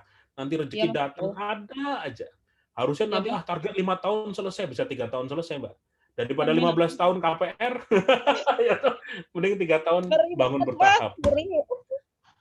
Ya, aduh, saya terharu banget ini, Mas. Ini mengenai Bisa. MLM. Kayak jumpa fans ini malah gue. Bener, Mas, saya senang banget ini, Masya Allah. Apalagi Ya, dalam Mbak keadaan Is, ikut seneng ya, lah Mas. pokoknya lah. Bener, pandemi sekarang jualan ya lumayan lah, suami jadi agak sepi, kebayang sampai ngomong terus sama suami, sekarang mau Zoom sama Mas Sabtu seneng banget. Kebayang keadaan sepi gini, terus punya cicilan rumah, punya cicilan mobil, stresnya kebayang ini Susah, Mbak. kataku. Susah. Berat banget Nauzubillah teman-teman minal- yang masih punya cicilan, betul. Ya, pertanyaannya out of the topic dari obrolan tadi ya, Mas, mau nanya yang tadi lanjutan MLM. Saya baru keluar dari MLM. Dari yang 12 tadi disebutin, saya juga mantan MLM banyak banget, Mas. Teriak-teriak no riba sama teman-teman, tapi saya masih terjun MLM, berasa gimana gitu ya, Mas, dan hampir semua yang disebutin ternyata MLM ya sama aja yang seperti itu gitu. Dan saya masih jualan, cuman lepas keluar dari sistem itu masih boleh nggak ya? Atau keluar aja nggak boleh jualan? Jadi barangnya jualannya cuman bawa laba gitu, Mas.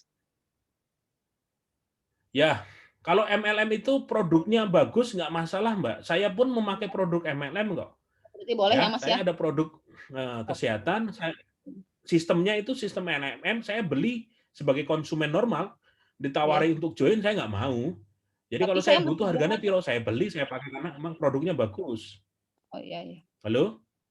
Masih Ya, jualan cuman tapi saya saya nggak apa-apa. jadi produk Tapi nggak keluar masalah, sistem nggak masalah. laba. Nggak, iya keluar aja, tapi produknya kamu jual nggak masalah. Jadi begini, Iya, alhamdulillah. handphone itu bisa dijual langsung, kamu jual di counter bisa, ya. Tapi handphone itu bisa juga dijual dengan sistem MLM, paham nggak? Paham. Barangnya sama, handphone gitu, dijual di counter itu bisa, tapi dijual dengan sistem MLM juga bisa, harganya dinaiki. Kalau kamu nyari member dari nanti handphone ini dia beli, kamu dapat komisi loh, kan kayak gitu kan?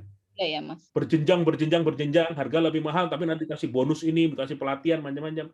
Tapi kalau di counter kan handphone sudah, bayar harga 2 juta, selesai, transaksi dalam hitungan menit, selesai, bawa pulang handphonenya, gitu loh. Nah, saya Jadi ketika ada produk yang dijual MLM, saya cari di Tokopedia ada, saya beli di Tokopedia. Saya beli online, udah tahu produknya apa kan, sudah hafal, oh ini dari MLM ini, tapi saya coba cocok di badan saya. Saya beli di Tokopedia, selesai. Saya nggak, karena yang saya beli adalah produknya, saya tidak ikut di sistemnya. Paham ya, Mbak ya? Ya, Mas, makasih Ya, banyak ya, Mas. oke. Wes, semoga segera punya rumah ya, Mbak Iis. Di Kasih. Sumedang punya rumah. Salam buat suami. Masya Allah. Ya. Siap. Oke. Ini Mas satu lagi boleh, Mas? Yo, wes, bonus. Yo, sopo ini. Oke, Dr. langsung Farhan aja kok pegang Bunda. kepala kan Pak Dr. Farhan. Mikir apa? Mikir COVID apa Dr. Farhan? Oh, kamu gini di depan sendiri videomu. Bunda Fitria, boleh Bunda Fitria langsung di-on-kan video? Mana nih? Bunda Fitria tadi mana?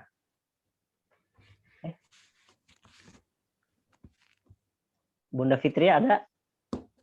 Oke, silahkan Bunda. Mana. Halo? Oh, hilang nih. Oke. Berarti kita skip ya. Masih ada nggak orangnya? Bunda Fitria. Oke, langsung aja Bunda Sri Damayanti.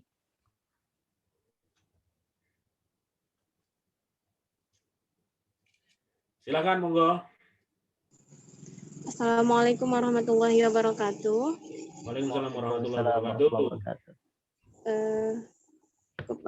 Kepada Ustadz Sabtu. Jangan panggil Ustadz. Serius, beban buat aku. Serius, panggil Mas Sabtu aja. Mudah terus aja. Walaupun Ustadz artinya guru gitu. Ya. Tapi yang label Ustadz di Indonesia yang benar-benar sekolah. Monggo, silakan. Ya, monggo Mbak mungkin, Sri Damayanti. Ya, insya Allah hari ini transaksi riba nggak dilakukan kayak gitu kan. Cuman kenapa ya hidupnya senantiasa nggak lepas dari hutang gitu, walaupun hutangnya itu kecil-kecilan gitu, nggak banyak Ya. seperti pengusaha-pengusaha jutaan kayak gitu. Apakah memang saat Utangnya ini buat apa? Utangnya buat apa? buat kebutuhan sih, kebutuhan Oh, hidup. kebutuhan. Jangan Hmm. pinjam ke ojol ya. Parah kalau ojol. Terus saya mau Utangnya ke tanya, warung. iya, Manusiawi sekali kalau utangnya ke warung. sering juga punya target kan, hidup tanpa hutang kayak gitu. Terus Oke. juga kami punya tagihan BPJS. BPJS itu BPJS Mandiri. Udah lama nyari solusinya gitu kan, yang mana kata pemerintah kan susah untuk keluar dari BPJS kayak gitu. Mau digantikan ke BPJS yang ditanggung pemerintah pun ya itu nggak secepat mungkin kayak gitu. Jadi apakah di daerah Ustadz ada peristiwa yang sama seperti saya? Mohon solusinya gitu Kamu ya. tinggal di mana? Saya di Tanjung Balai, Ustadz, Sumatera Utara.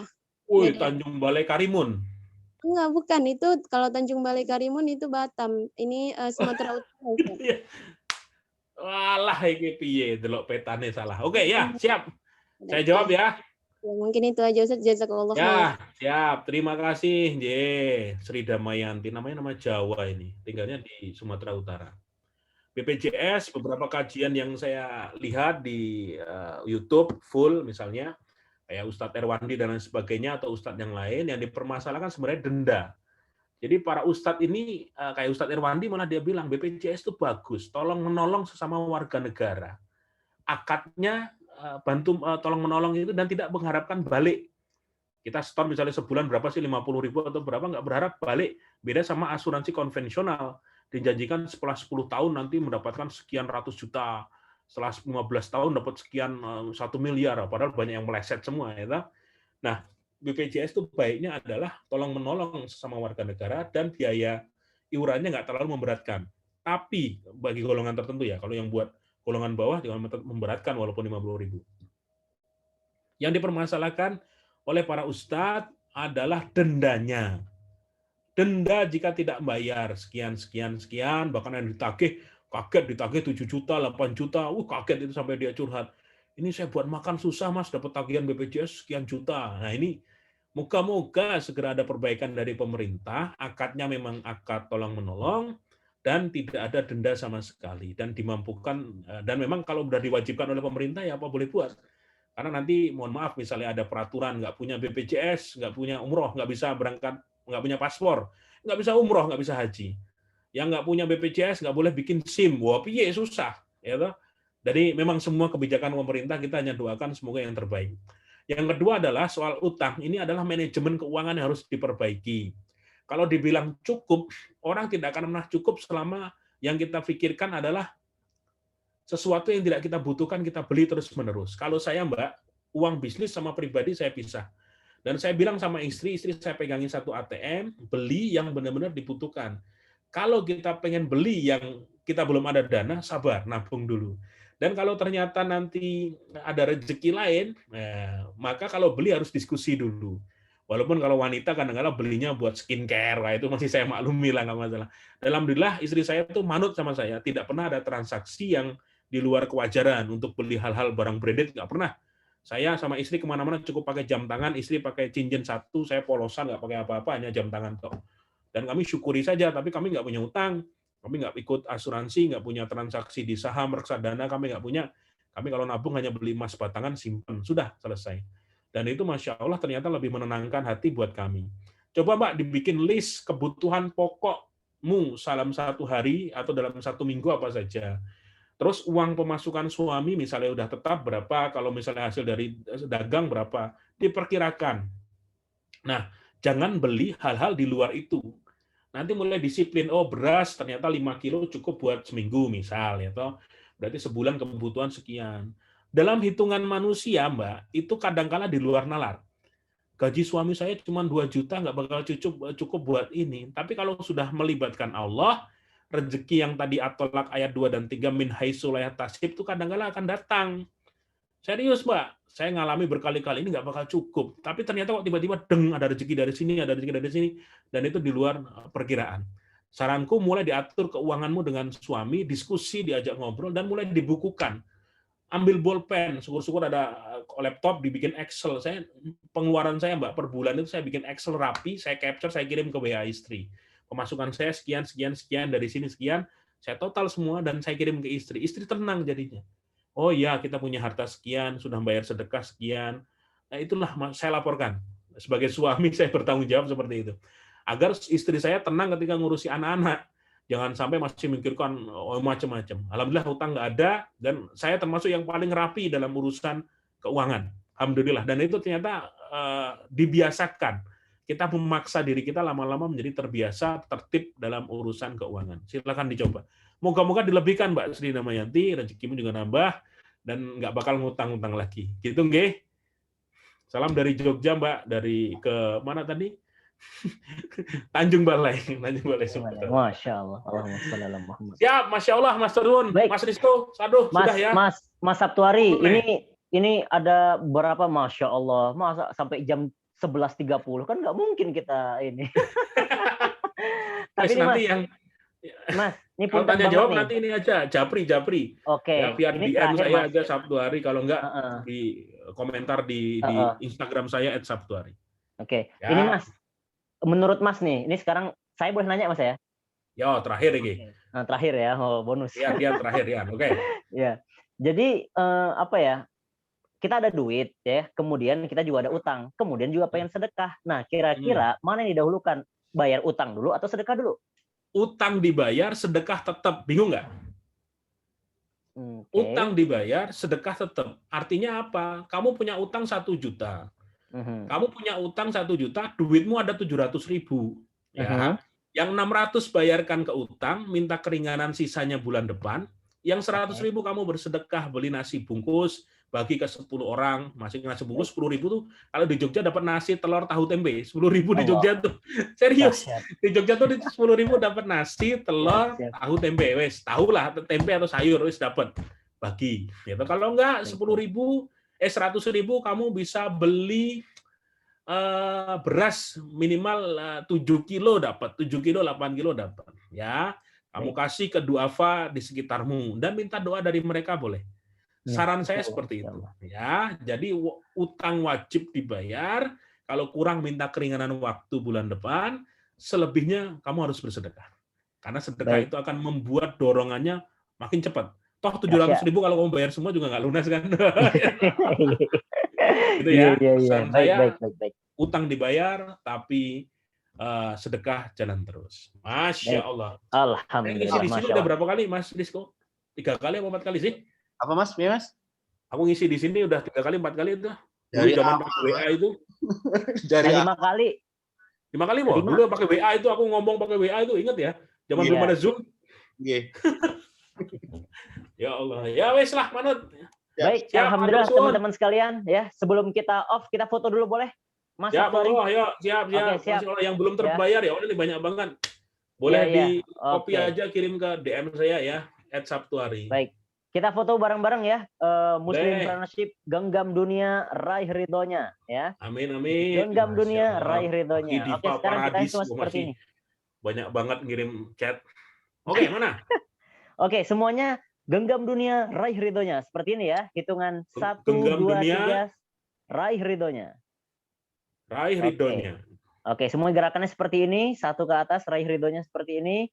1, 2, 3, senyum. Alright, sekali lagi. 1, 2, 3, senyum.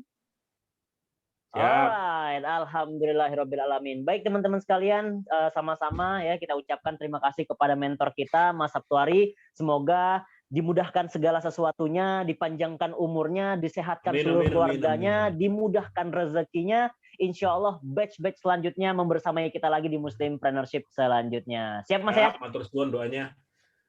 Terima kasih teman-teman semua. Salam dari Yogyakarta. Sehat semua, sukses semua, jauh hutang dan riba. Amin. Semoga semua ketemu di surganya nanti. Amin. Allahumma amin. Saya Sabtuari Sugiarto mohon pamit. Assalamualaikum warahmatullahi wabarakatuh. Waalaikumsalam warahmatullahi wabarakatuh. Terima kasih Mas Ari. Masya Allah. Baik teman-teman sekalian, alhamdulillah sesi pada malam hari ini sudah berakhir ya. Berakhir sudah pembelajaran kita ya. Akhirnya dari sekian banyak saya bisa konklusikan ya sedikit ya, tapi mudah-mudahan teman-teman bisa mengambil manfaat ya.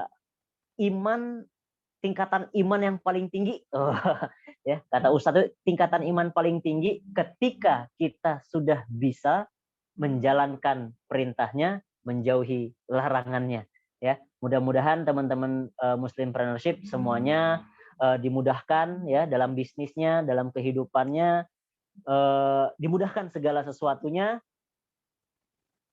Lagi-lagi mudah-mudahan kita ketemu di sesi selanjutnya. Saya Sultan mohon undur diri. Wassalamualaikum warahmatullahi wabarakatuh.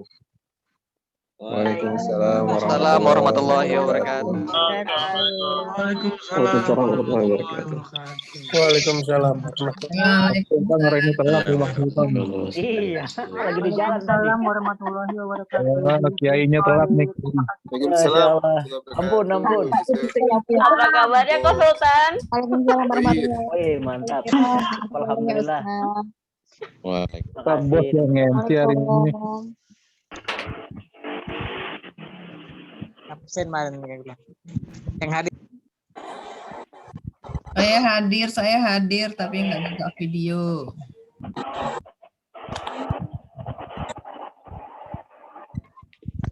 Jazakumullah khairan katsir pada Ustadz. Pamit. Assalamualaikum. Waalaikumsalam warahmatullahi wabarakatuh. Terima kasih banyak semuanya. Om Rizko, syukur Om Rizko. Baik teman-teman, kita tutup ya. Terima kasih banyak Iya. semuanya. Di kelas. Assalamualaikum warahmatullahi wabarakatuh. Waalaikumsalam. Warahmatullahi wabarakatuh.